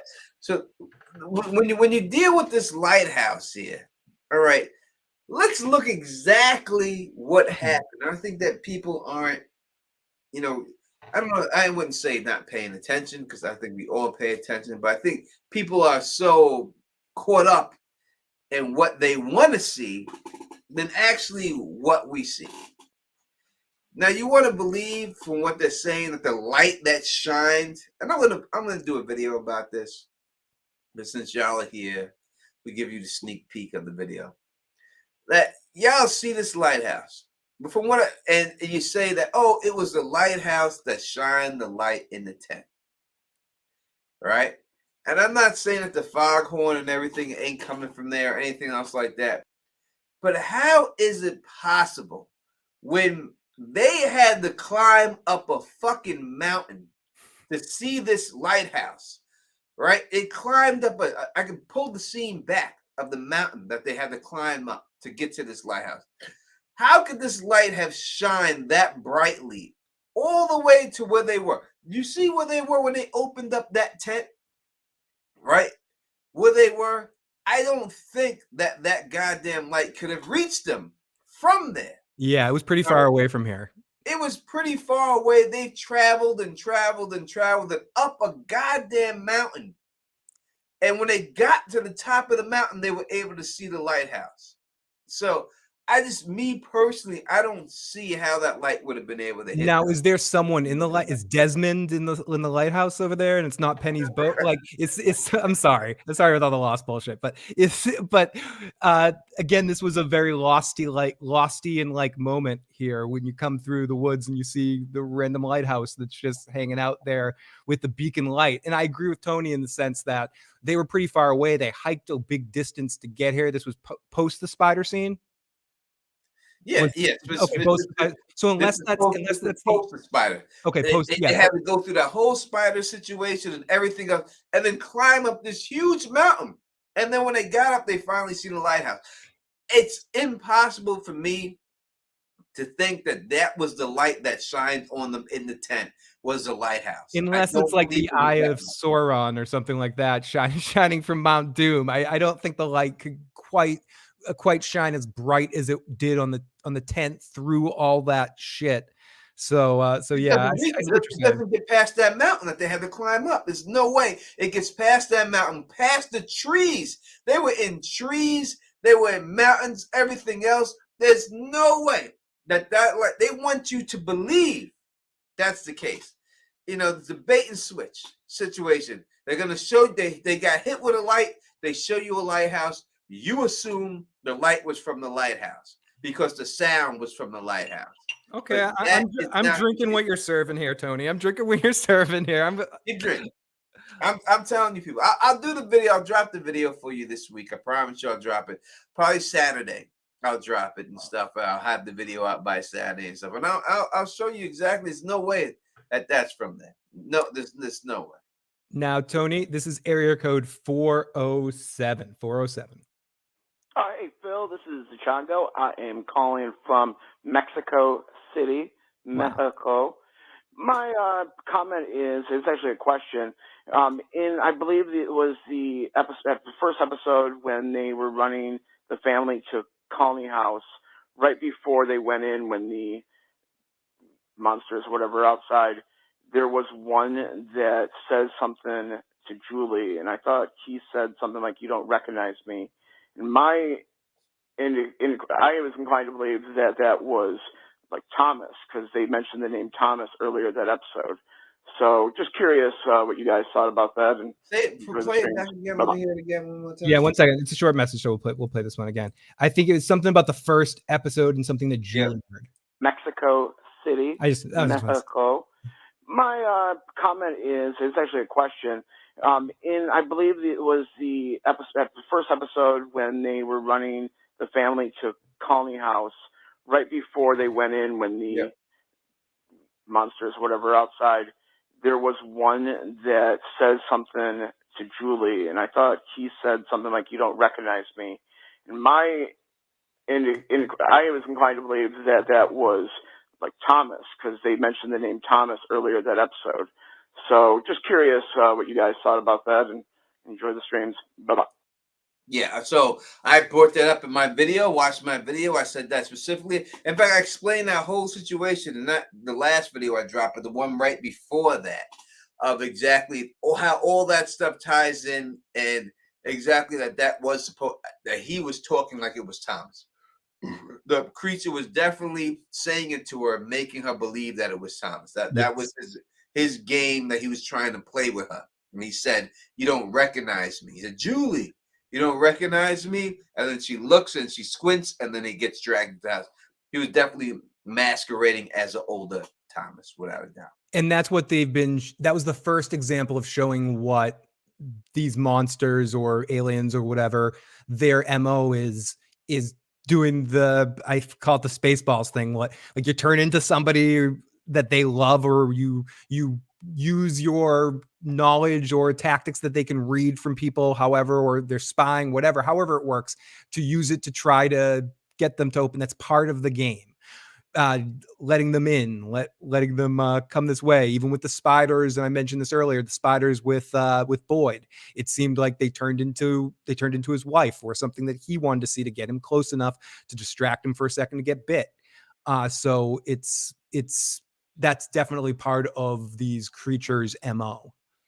Yeah, everyone's Boyd will get in the lighthouse. I don't know if he gets there. Is that where he's trapped? He's trapped in the lighthouse, maybe? I don't know if he gets there into the lighthouse. I don't think so. It seems more like a chimney that he's trapped inside than the actual lighthouse. I mean, it's tighter than a yeah. When we've seen Tabitha walking up the steps, it didn't seem like there's a chimney there. You know, he's tight in there. So I think it's more like a chimney. I think in the end it would be Ellis if he's back in town. I think they have to reset the whole thing and make him have to walk all the way back out there with a bigger team. Yeah, like we'll go. There's two things, and now I'll talk about this in my video. I'll put them out there and stuff like that. I put them out there now, but I'm sure that there's other YouTubers who claim that they stay up all night who just come and steal my ideas and stuff like that, because that's what they do, because they can't come with their own. But there's two things that have to happen here, and that's just the way it is. Number one is that they have to 100% capture one of these creatures. They have to. One of these creatures is going to be captured in order for them to figure out exactly what's going on. There's no doubt. You need to do something. I just want to get to this question quickly. The lighthouse is a gatehouse of the community. Do you think there could possibly be more people in this area in a different, like similar to Severance, where there's other people in different offices working? Is there another area that we're going to discover the tailies from, like another group of people somewhere on this plot of land? I don't know if there'll be another group of people like stuck there, but I think that we'll discover, what's going on. And, when you look at the drawings and you see that, them inside the globe, I don't think that's not there just for a reason. They put that out there in the first season for a reason. Shorty, whoop, whoop, the Jersey Princess, that was not Thomas. So, baby girl, what I'm saying is that I don't believe it was Thomas either. What I'm saying is that these creatures play on your emotions, and they know everything about you, and that's why it's not Thomas. Yeah. You know what I mean? But they said that to her, making you believe that it was Thomas. He was trying to convince her. Just like in the first episode when the girl went to the window and she tried to front like it was her grandmother. And then she said, "You don't look like my grandmother." But that's what she tried to front to her, that it was her grandmother. And then she specifically said, "You don't look like my grandmother." But she was like, "Oh, please, I'm cold out here. Open the window, let me in." So that is what it is. It's when we had the actress who plays Fatima on Pega, what she said specifically when we talked about the creepy monsters, and I said that to us, these monsters are creepy. She said the thing that's most creepy about these monsters is how much they know about you. Yeah, that was like the one piece of information she gave us about the actual show. Like, she talked about a lot of stuff. It was a great, good discussion there. But if talking about things that we can take something from, that was something specific that she said about the show, and that they definitely know about people. Like they look into people, they can see them, they have. Whether they have a dossier, if we're taking that this is people that are trained, or it's a government thing, or it's rich people doing this for sport or something, they know each person's complete history and everything about them. Rich people, it's always rich people. They're the only ones that can afford it, like the Squid Game thing. Like who else can fucking afford that sort of shit, dude? Area code 914. Here we go. JT from Queens once again. I just forgot to say when I called last time that Tabitha and Victor just kind of went deeper into the hole, didn't do anything to cover up the hole. Jim is coming into the house. I don't know where Ethan is or Julie, but this is where they sleep, and they have a big hole in the bottom of their house. And she doesn't seem the least bit concerned about covering it up after finding out that that's where they sleep. And additionally, he ends up getting cut off, so I'll play your next message in a second. There, let's deal with that first point. Yeah, so I think that when you deal with that situation, that it's it was a little bit didn't work for me for the fact is we clearly seen her when she hit that shovel to the ground, sound like she hit metal. Yeah, ting. And there was no metal at all down there. Nothing. Nothing. So it seemed like she hit metal, and then all of a sudden, after she hit metal, she drops down and there's no metal down there. What the hell was she hitting then? Yeah. What was that? So that's the one thing I didn't like about that scene, because this scene is very inconsistent with that. And then she drops down. And listen, if you drop down, I don't know how many floors she dropped down. Let's just say it's one story. Let's give her one story. With rocks and shit, I don't know what type of athlete she is. I didn't see her drop and roll. You got to twist the ankle. I mean, there's no way you just get up unscathed. She was nothing wrong with her. She just got up there and went down there, and it was like she didn't even fall. Yeah, it was like, hey. And there was mad dust in the air, like pollen and shit. Now, when I seen the pollen, it made me think of Spores. I don't know if anyone played that game. No, I can't think of the game's name. The game that Last of Us. Last of Us, yep. It seemed like Spores. Now, I don't know if it's a Last of Us type situation with Spores, but that's the way it looked like. Like they focused to have that pollen in the air. And I don't know what that pollen in Last of Us, it means something else. I know that show's coming out next year. You know what I mean? But it just seemed, how'd she fall down there and not even twist the goddamn ankle? Yeah, that's a good point. And the metal thing, like it somehow switched from metal to wood between episodes or something. Because how can you bash through it unless it was really thin metal and we skipped the scene of them drilling through it or cutting a hole or something. But KO says I think it was just dust. But listen, let me explain to you, KO, real quick. I'm not trying to say the same situations, but if you ever see a building fall down and you see the dust that's in the air, it ain't little particles like that. It's a smoke screen. You can't see shit. That's how much dust it is. You know what I mean? Like you can't see anything. These were little particles of dust floating around there. You know what I mean? It just didn't seem realistic to me. It just didn't seem like that's the way it should have ended there and everything. And so that I wasn't there. Now I think when Jim looked down, he couldn't see anything. Like the whole thing collapsed and it was blocked. So I think that's what it is. Like by the time he got there, it closed up, because maybe that was happening because when Victor brings her aside, almost immediately you see an avalanche kind of thing happen. Yeah. So perhaps the hole got filled up. Yeah. So and if they've been under there, I mean, what do you need to do? Put a rug underneath it? They can't bust through some flooring. If they've been underneath that hole, how can they didn't bust through the flooring? It has to be something. So maybe you just put a rug over the hole, your area rug. The rug can really bring the room together. It brings the dude's room together. And you have to worry on the rug. They've been there the whole time. So I think why would they go from underneath the house to in the woods? That's a far distance. So, but that's what I'm saying. There's got to be again, there's got to be these lost like tree exits everywhere from the Dharma Initiative tunnels here that they have.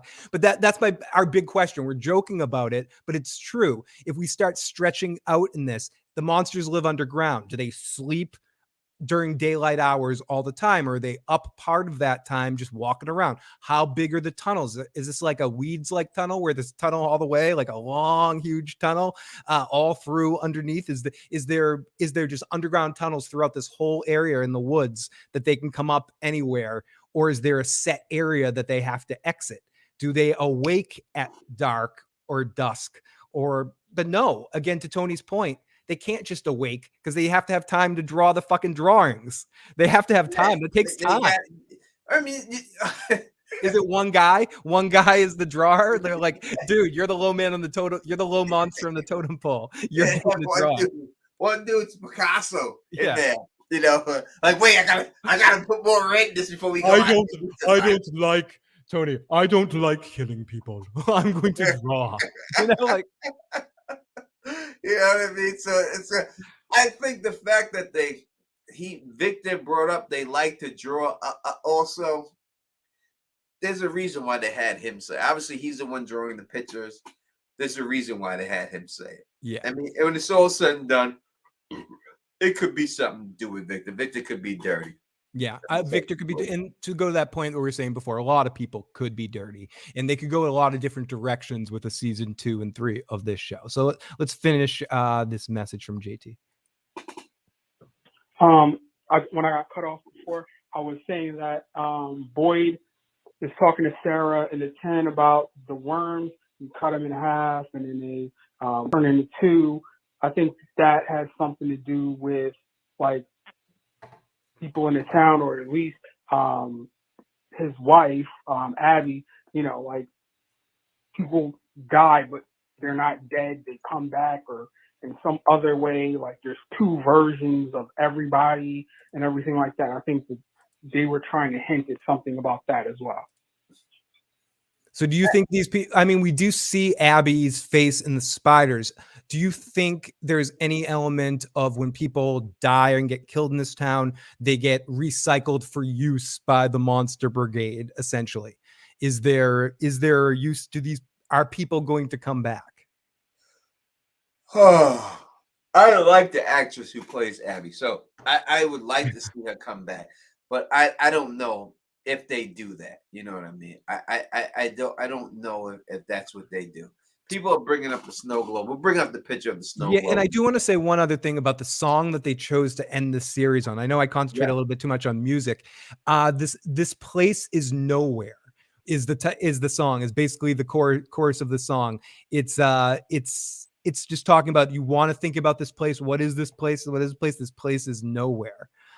So it's interesting that they're keeping it even with the themes, both the intro theme song and the song that they're going on in this first season on, that, you know, this place is nowhere, is nothing.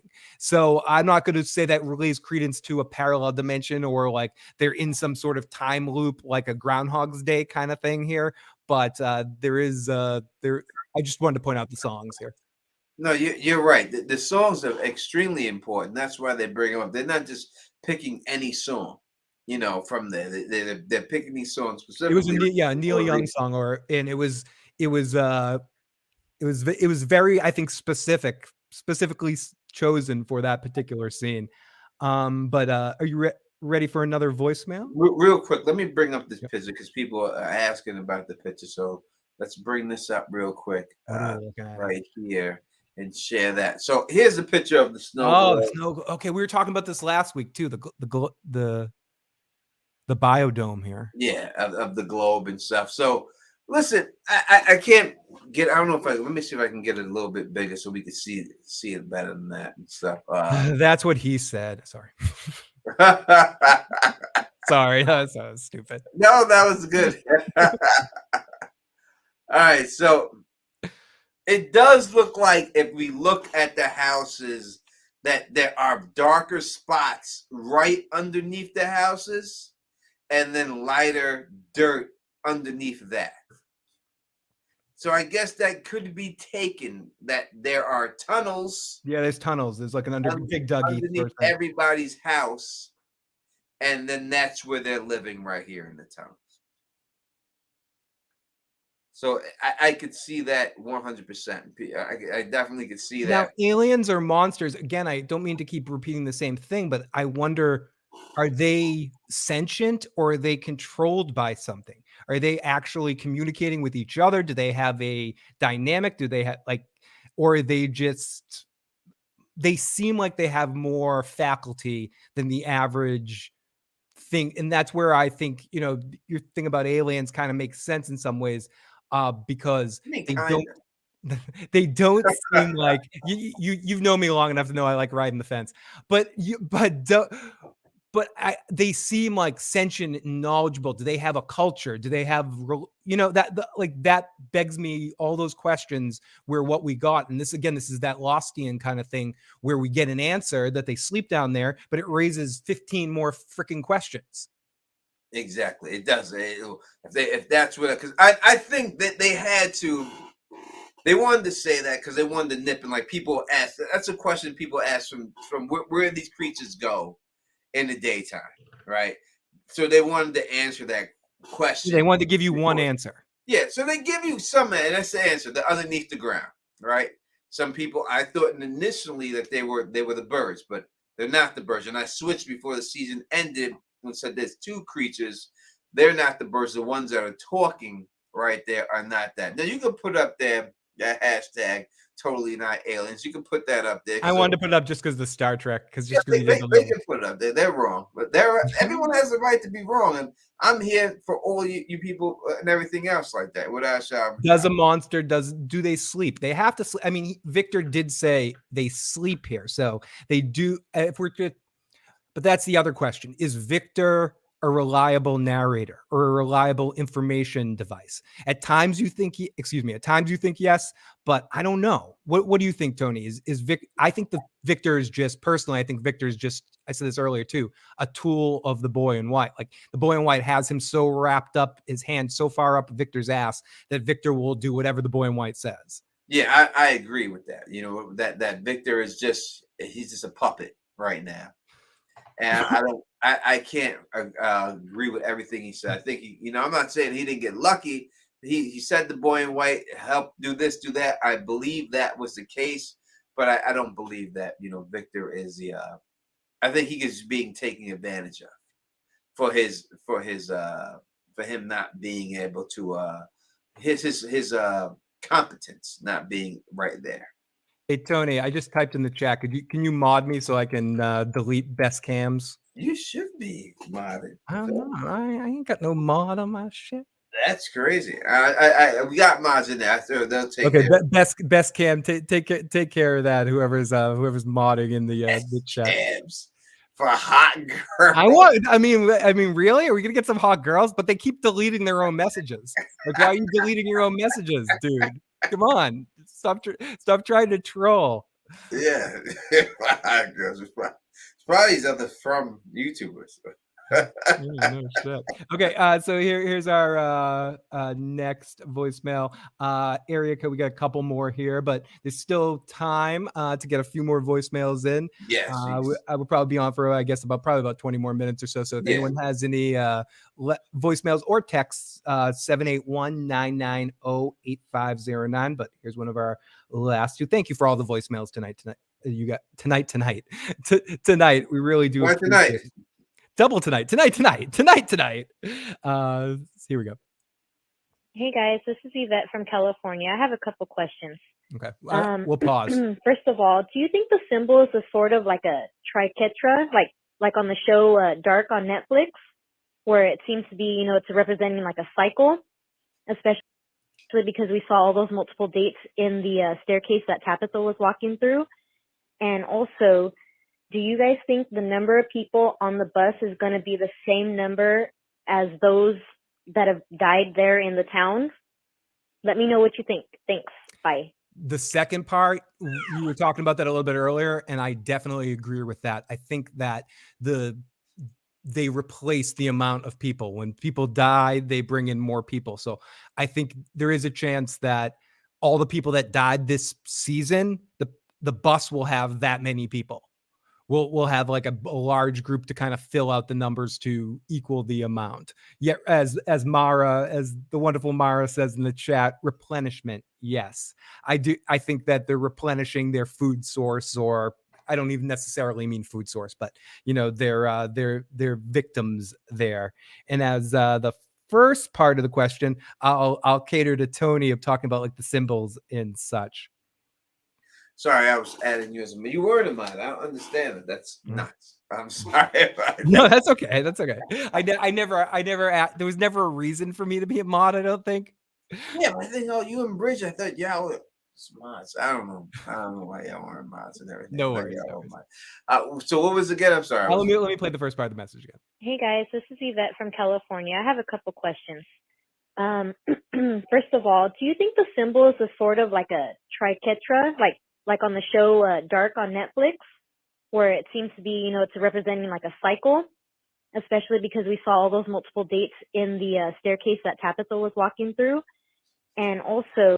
So yeah, what do you think? All right, so the dates that we seen Tabitha walking through, we don't know if I could pinpoint something that happened on the one date that was in the bottle that Tabitha seen. I could definitely pinpoint. I told you exactly what that, and there was an alien discovery at that time, right? That's a fact. That's what it was. The other dates, could they just be throwaway dates to try to make you just put it out there and make you say, hey, something else is going on here, and they tried to hide that one in there? Maybe not. I have to go through all the other ones. Try Tetra if it's something else, some type of cycle that's going on. I don't. I could see it being that is some situation, and that they're refueling people and they're bringing this bus in here.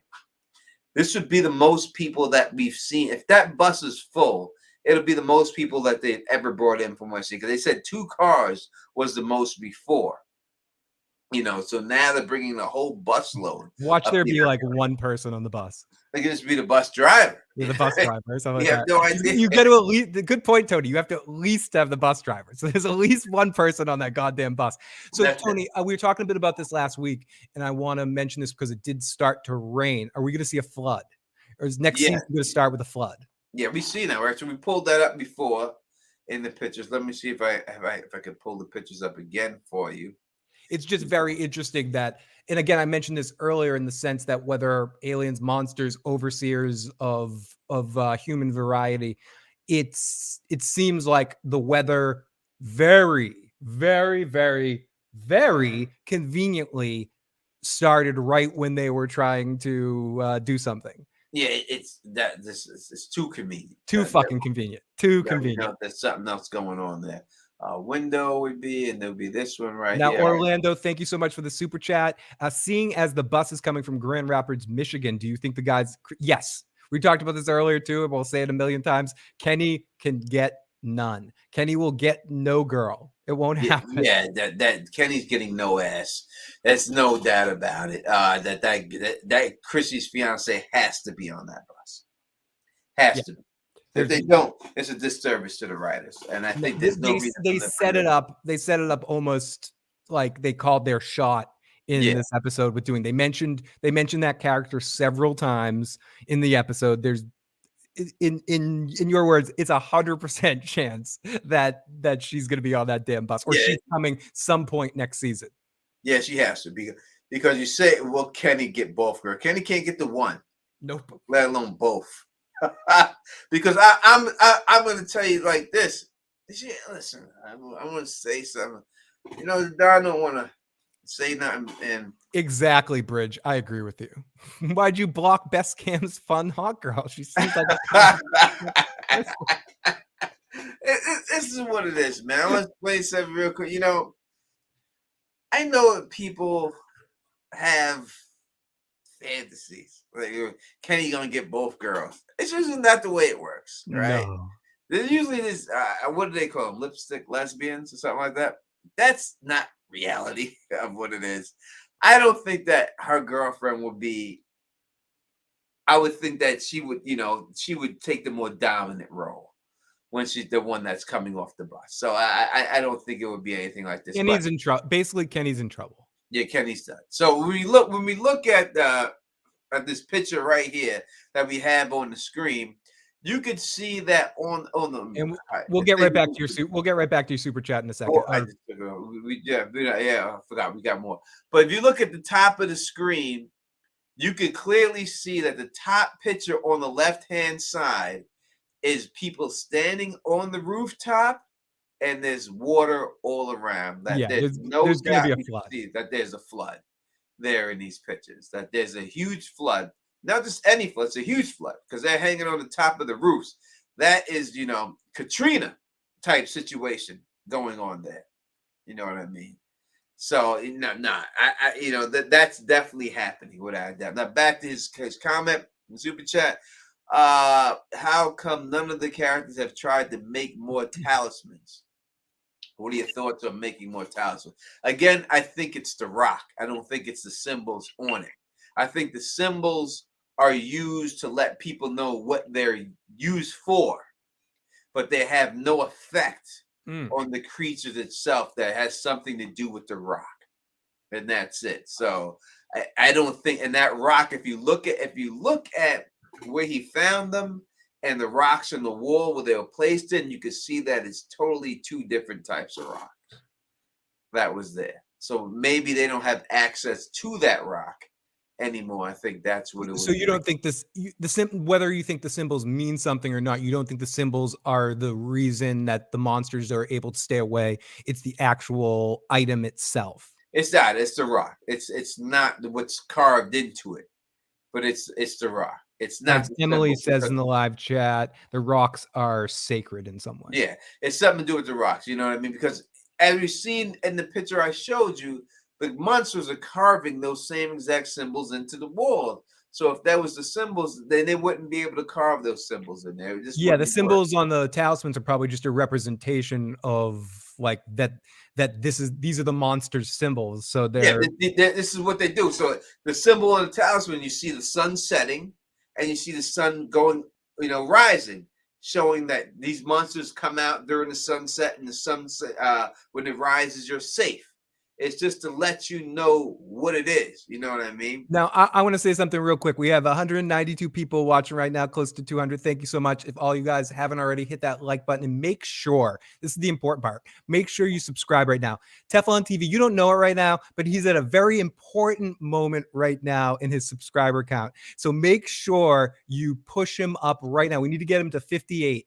Or 58,000 right now. He's 57.7 right now. Everyone, if you're having and you're listening to this right now, and make sure you subscribe to Teflon TV. Help him push over the set. We're trying to go a very, very sensible goal here. We're trying to get to 58 here for my own reasons. I like the number 58. So everyone get on it right now if you're watching and you haven't already.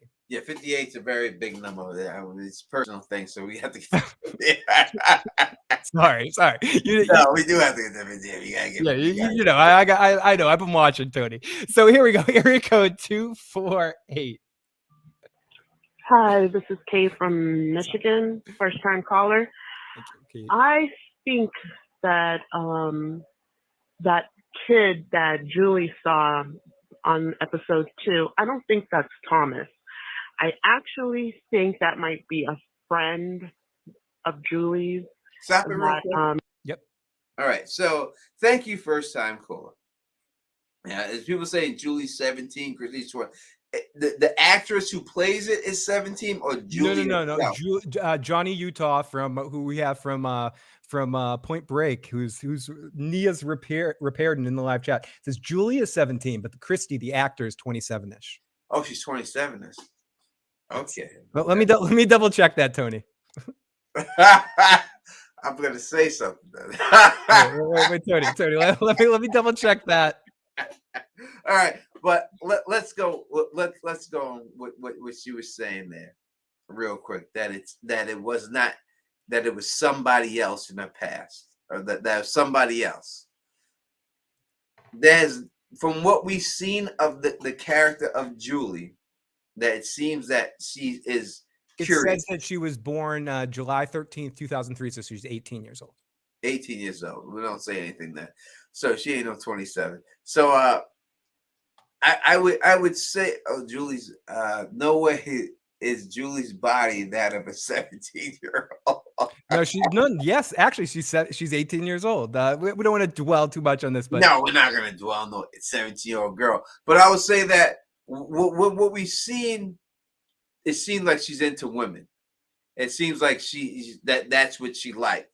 We have not seen her mention, or any time there was mention of a boy in her life, whether it even was a friend. Not when they were driving. It would have been something like when they were driving or something like that. And while they were driving, oh, Julie, who you texting? Oh, I'm texting Chris. I'm texting Robert. You would have to bring something up like that in order for it to be something else. The only boy that was mentioned to her that we talked about was Thomas at all. So it wouldn't make any sense to me that all of a sudden this was some guy that they've never brought up throughout the whole shows ever. They never brought it up. Not one time, all these episodes never brought up some guy. And the only other time we talked about anything else was when she Shorty Princess, why she has no body. She is a baby girl. She ain't supposed to have no body when you're that old. So I don't think it's anything else like that. You know what I mean? I think it's definitely Thomas. But we continue with the voicemail. Yes, let's continue. Maybe passed away. Because episode 2, I don't think that's Thomas. I actually think that might be a friend of Julie's that maybe passed away. Because how would she know what Thomas looked like as a teenager? No one would know that. They only know him as a baby. So I just think that's just a friend that passed away from Julie. That's what that person looked like, or could have reminded her. All right, so yeah, I'll pause it before the next question. But we've talked about this a little bit earlier. The rag guy is saying Thomas was an infinite. We talked about it earlier, but I'll talk about it again in case you weren't here when we talked about that situation. The actress who plays Fatima Pega, she said specifically the thing that makes these creatures the most creepy is that they know so much about you. When you see in the first episode with the girl and the lady, the monster in the window, the alien in the window, and she specifically says, "I'm your grandma." The girl says to her, "You don't look like my grandma." And she says, "Oh, I'm cold outside. Open the window." It was them trying to manipulate her. And I'm not gonna say that any situation can be obvious, but it's the same with Porn Stash. That girl knew he was horny and knew that he wanted it, so she catered to that, like that savior thing that guy had. That, oh, I'm so innocent. I like knowing that guy wanted that was the triggers to cue Porn Stash to open the window, and she thanked him at least with a kiss. Like, if you're gonna go out, I mean, if someone's gonna kill me, at least kiss me first. That was something. He didn't get to grab a booty or nothing. He got to make out a little bit. I mean, that's he kisses. He never kissed before in his life. Poor Porn Stash. Tony, that's the point, though. That's why she was able to get to him and stuff. The monsters knew that. They knew how desperate he was. Exactly. And they fed into that. So that's the whole thing. No, the guy was not her brother, but he was trying to make her believe that he was, to get her to stay, to question it a little bit longer. And she did. She squinted her eyes at him and stopped for a second. They dragged her in the house. That's what they're trying to get in your head, to question you for something. Then you question something real quick, and then they're on you and they kill you because they're walking towards you. 100%. You know what I mean? So that's what it was. No, it wasn't her brother. But that is why they brought it. There has been no mention of any other guy. It wouldn't make any sense all of a sudden. This is some guy that Julie knew that died. I mean, we had heard nothing about that throughout the whole show. So why could they say that? We have no proof. Nothing at all said that there's somebody else there. So that is the only reason why I have to say, you know what I mean, that's not the way it goes. You know what I mean? He tried to play it off like he was the brother, and that was it. And let's finish off the message. And thank you, my friend. And I also want to say that if Rachel in the live chat, I couldn't find it in the to put it on the screen. But if Kenny doesn't get laid soon, he'll be the next porn stash. Kenny's got a gun on his hip. And then she said Christy needs to take one for the team. You know, maybe she does. You know what I mean? It's like. But it depends what she's been down. All right, I'm going to say something crazy. Yeah, wait a second. Let's play the rest of the message. I'm protecting your back. I'm protecting your neck. No one's going to karate chop you to the neck tonight, Tony. Thank you. So area code 24. Let's move on. Area code 248. And as far as the lighthouse, do you think that maybe the lighthouse moves around the island? Okay. I don't know. Just a thought. Okay. Love the show. Thank you so much. Bye.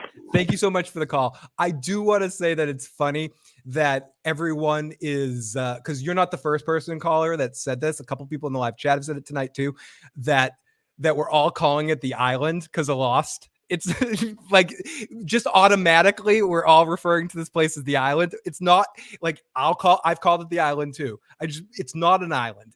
Or it might be. I guess it might be an island. It might be the Lost Island. Wouldn't that be an amazing twist at the end of all of this? This ends up being the island of Lost.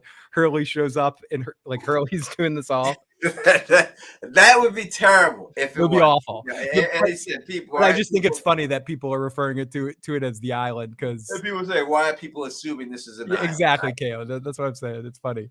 I just think it's as you said before. It's this show has brought back a lot of post-traumatic disorder from Lost fans. Yeah, post-traumatic loss disorder is real for people real. and I think it's more for the people that watched it live when it was on rather than when it's like binging it. I think Lost is better on a binge.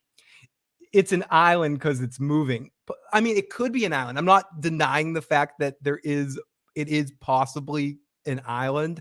It could be an interesting twist in the sense of where they're stuck on. Someone earlier said they were convinced it's like a Westworld kind of thing, like it's a simulation of some sort.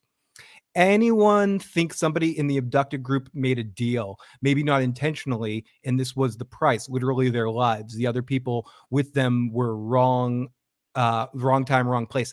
We were talking about that a little bit earlier. I do think there's a possibility that some of the people that are within the group are working with the monster alien North Sea thingies, whatever they are. I do think there's some moles in there somewhere. Maybe it's because I'm rewatching 24 right now, and in every season of 24, there's a goddamn mole. But it seems to me that some of our main characters or our characters in town are acting a little weird. You could credit that to what Tony was saying last week, being institutionalized to this place. But I do think some people are just acting straight up sketchy. From is the new Lost in the sense that it's the closest show to feel like that, the way the mysteries are popping up in the way that some of the pedigree of the show kind of feels in some ways. I don't know if I'm projecting, but I don't feel like I'm the only person that sees it. So I appreciate that some people see it as well. Even like the moments when you cross over and you see the lighthouse, or when going on the radio, as a caller mentioned earlier, we're going to need to take the boy, or Saeed trying to get the radio tower to work. You can tell that the people that worked on this show and created this show worked on Lost and were a part of it. I mentioned this earlier. To me, it reminds me of Ozark to Breaking Bad. The people that created Ozark worked on episodes, directed episodes, wrote episodes of Breaking Bad. So you can feel that pedigree on the show. So I feel like it's almost similar with the Lost thing. Like this feels more like Lost than The Leftovers did than any show since it does feel. But it also has that Walking Dead-ish element to it as well that creates it sort of a different beast. Anyways. I think the show is going to be much bigger next season. I think it's going to grow in popularity during this off season And I think it's going to be much bigger. And when it gets bigger, it's going to be bigger expectations for it. Yes. So season 2 is really a big season for this show. If they can nail it in season 2, and they're not going to be able to give you an ending like they gave you this time in season 2. They're going to have to give you a little bit more. A big ending. Because they're going to have a lot more people eyes on it. So you most likely get a really big ending in season. If they do that, then we're going someplace. Now, about the renewal announcement, there could be the reason why we're not getting the announcement yet. There is someone's buying Epix or something. Amazon might be gobbling them up of some sort. So there is some sales things going on there. I don't have the story in front of me, so I'm just speaking from cryptic memories. But there is some shit going on there. So that could be a reason why they just haven't announced it yet. But it's hard for me to believe that the show that's pushed the most needles on Epix isn't going to get another season. I think to Tony's point, I think they need to release this first season very quickly on Amazon or Netflix. Not quick, like it has to happen right now. But if the quicker they do that, the better, because then it's going to build a huge audience. It happened for so many different shows. Those are still the biggest customer bases. And if you put a show on like this on Netflix, it will be the number one for a couple of weeks and it will really take off. So I hope that happens at some point. I know we're starting to run out of time, but we do have one last voicemail at some point. We do have a text. Let me get to the text message that we got. This is from area code 914. Says Chrissy's fiance has moved on with someone else and has her new boo with her on the bus. So Kenny may still have a chance and get some revenge sex. So could she show up there, but with her partner? And could Kenny possibly actually get some sex next season, Tony? Is any chance Kenny gets some next season? That's a great thing to think. That would be funny, and that would get him over. It would take something like that to get him over. Yeah.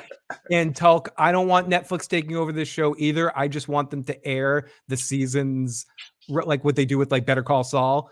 That Better Call Saul got more popularity when they released the seasons on Netflix. People didn't really watch in the first couple of seasons on AMC. It was until it got added there. I don't want it to become a Netflix show. No fucking way. So what it says right here, I looked up real quick, and it says, you Google the question, is Epix owned by Amazon? It says the other thing the deal gives. So there's some type of deal. There is a deal. Okay, so I'm not making this up. May 27th, 2021. So it's a little bit ago. But it says the other thing the deal gives Amazon control of the cable network Epix. So Amazon does have some type of control over Epix. Now we have another super chat donation, and we talked about this a little bit. King Rail, thank you so much for the super chat. I'm disappointed in the season finale.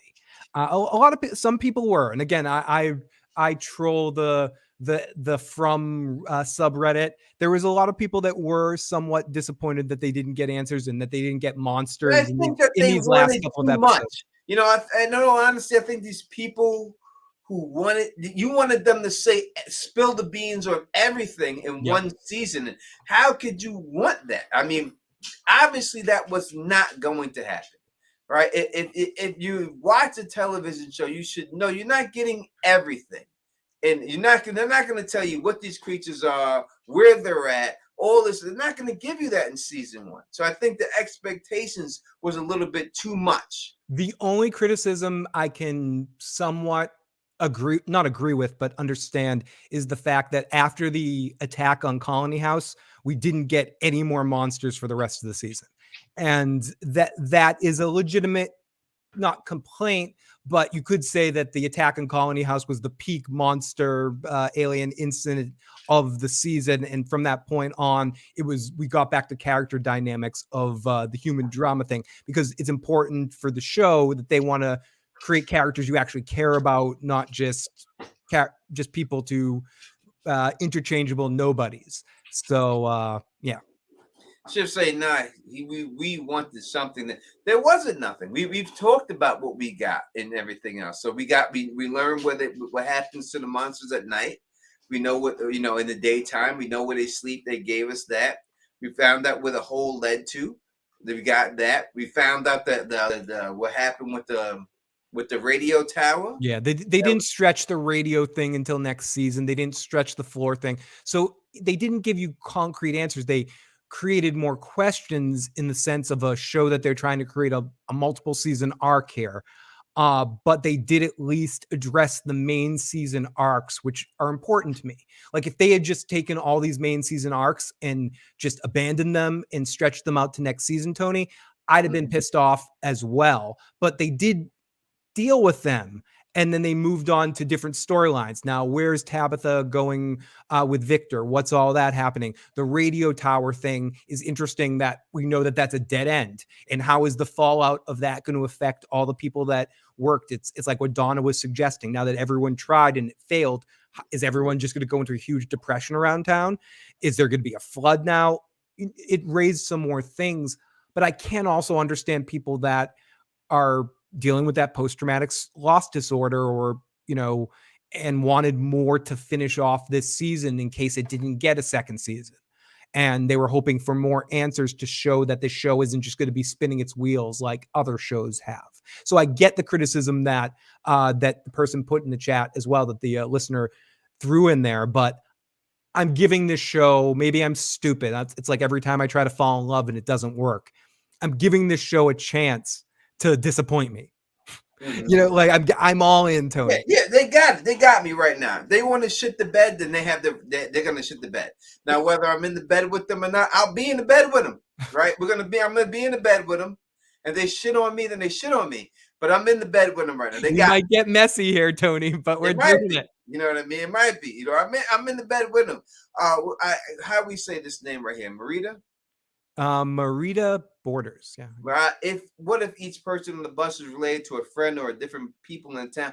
I like the question. Thank you very much. I never heard your name in my whole life. I'm from Queens, New York, and I've heard a lot of names in my life. But I never heard Marita. It's a beautiful name. I will say this: that there's no way they could do that because everyone's come from a different area. Yeah. They had, you got people come from Alabama, people come from Arkansas, people come from Virginia to North Carolina. If somehow all these people wound up in the same bus, then there would be some Harry Potter shit going on here, right? It would definitely be someone got on the bus in New Jersey and all of a sudden wound up in the same bus that someone in Texas got on there. I was going to say this earlier. The one piece of the magic bullshit is like with the metal turning into wood somehow. I mean, it's someone cast a spell, but I just think they just wanted to break through the floor, and they wanted Tabitha to go through there for some reason. So as we've seen that when she was walking down the stairs, it sort of transformed into something else. There's something going on with that situation, and it transformed into something she could break through.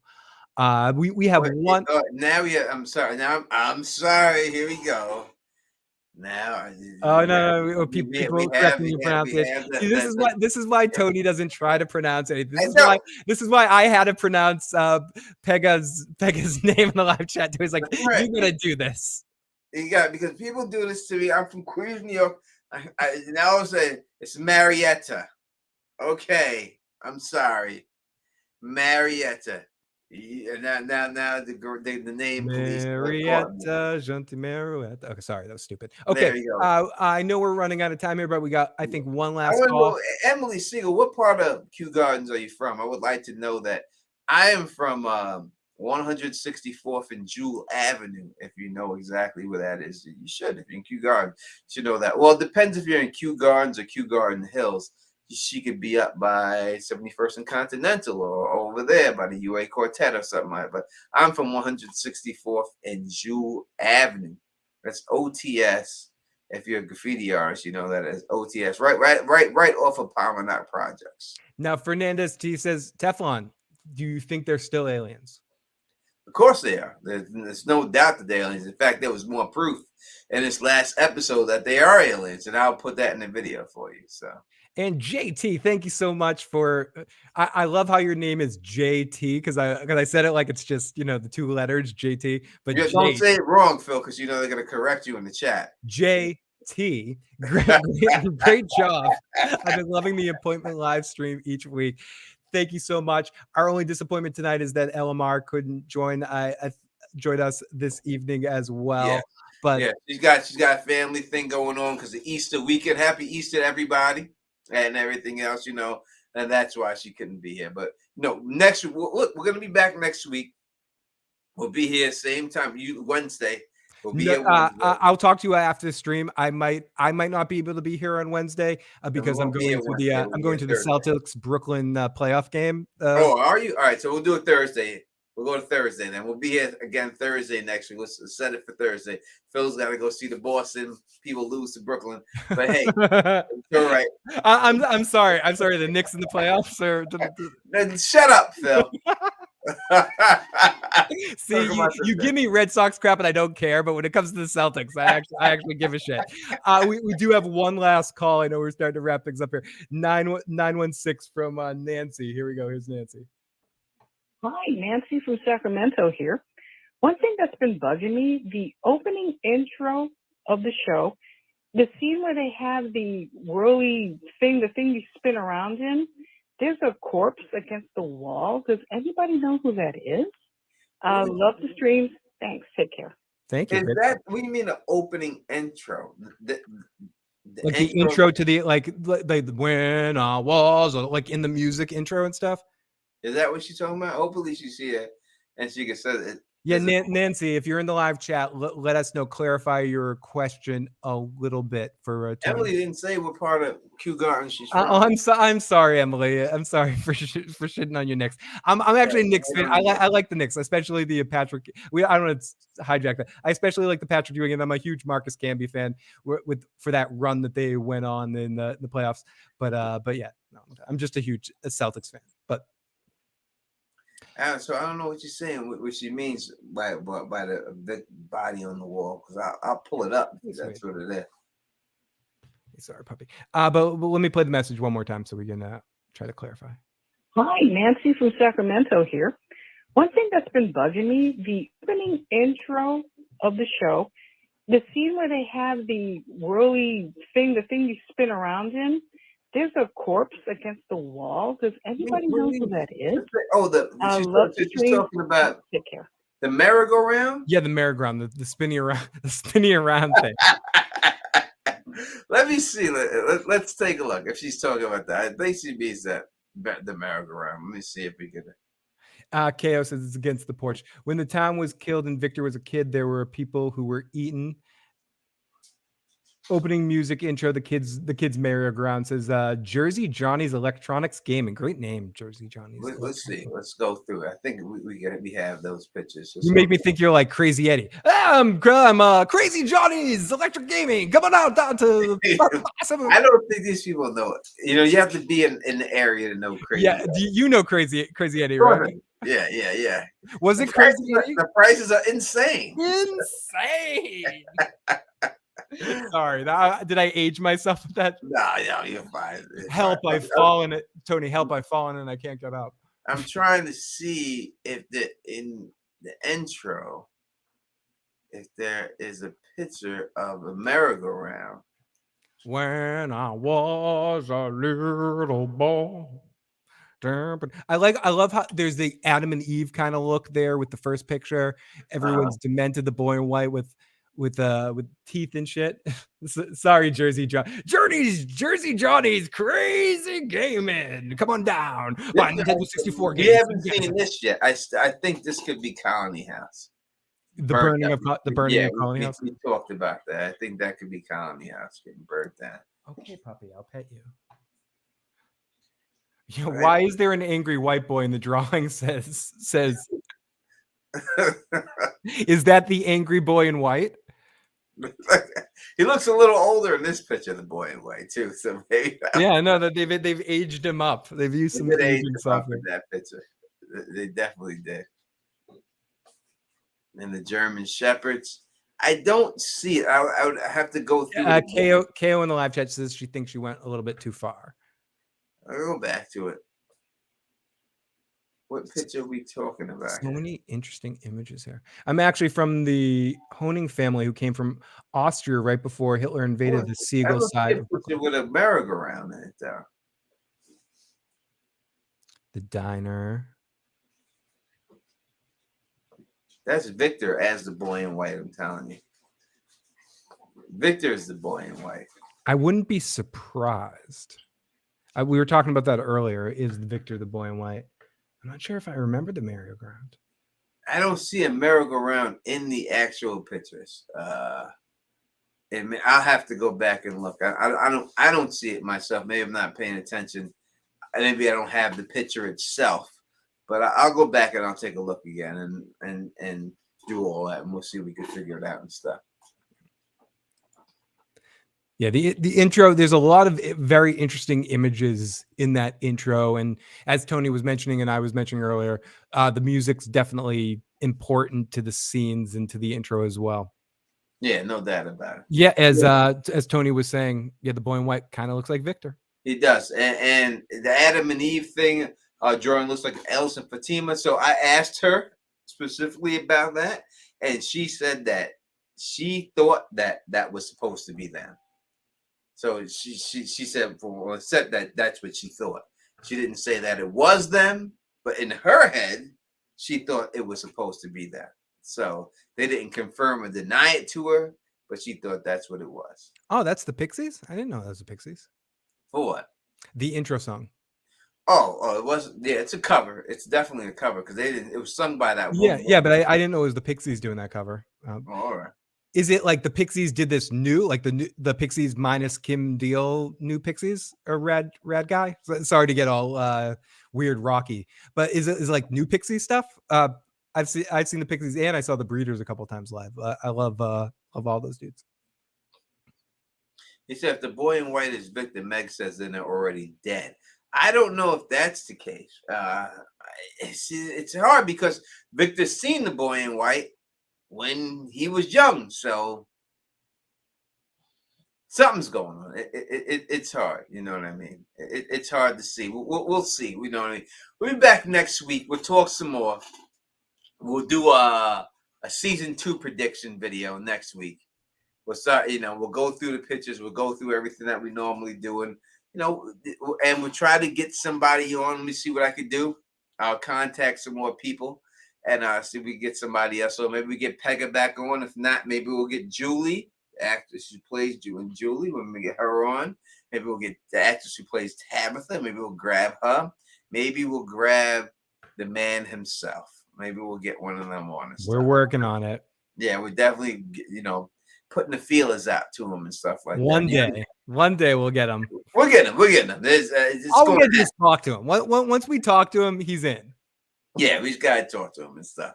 I mean, maybe if he has this stream, he'll be like, hey, maybe. I don't know about that.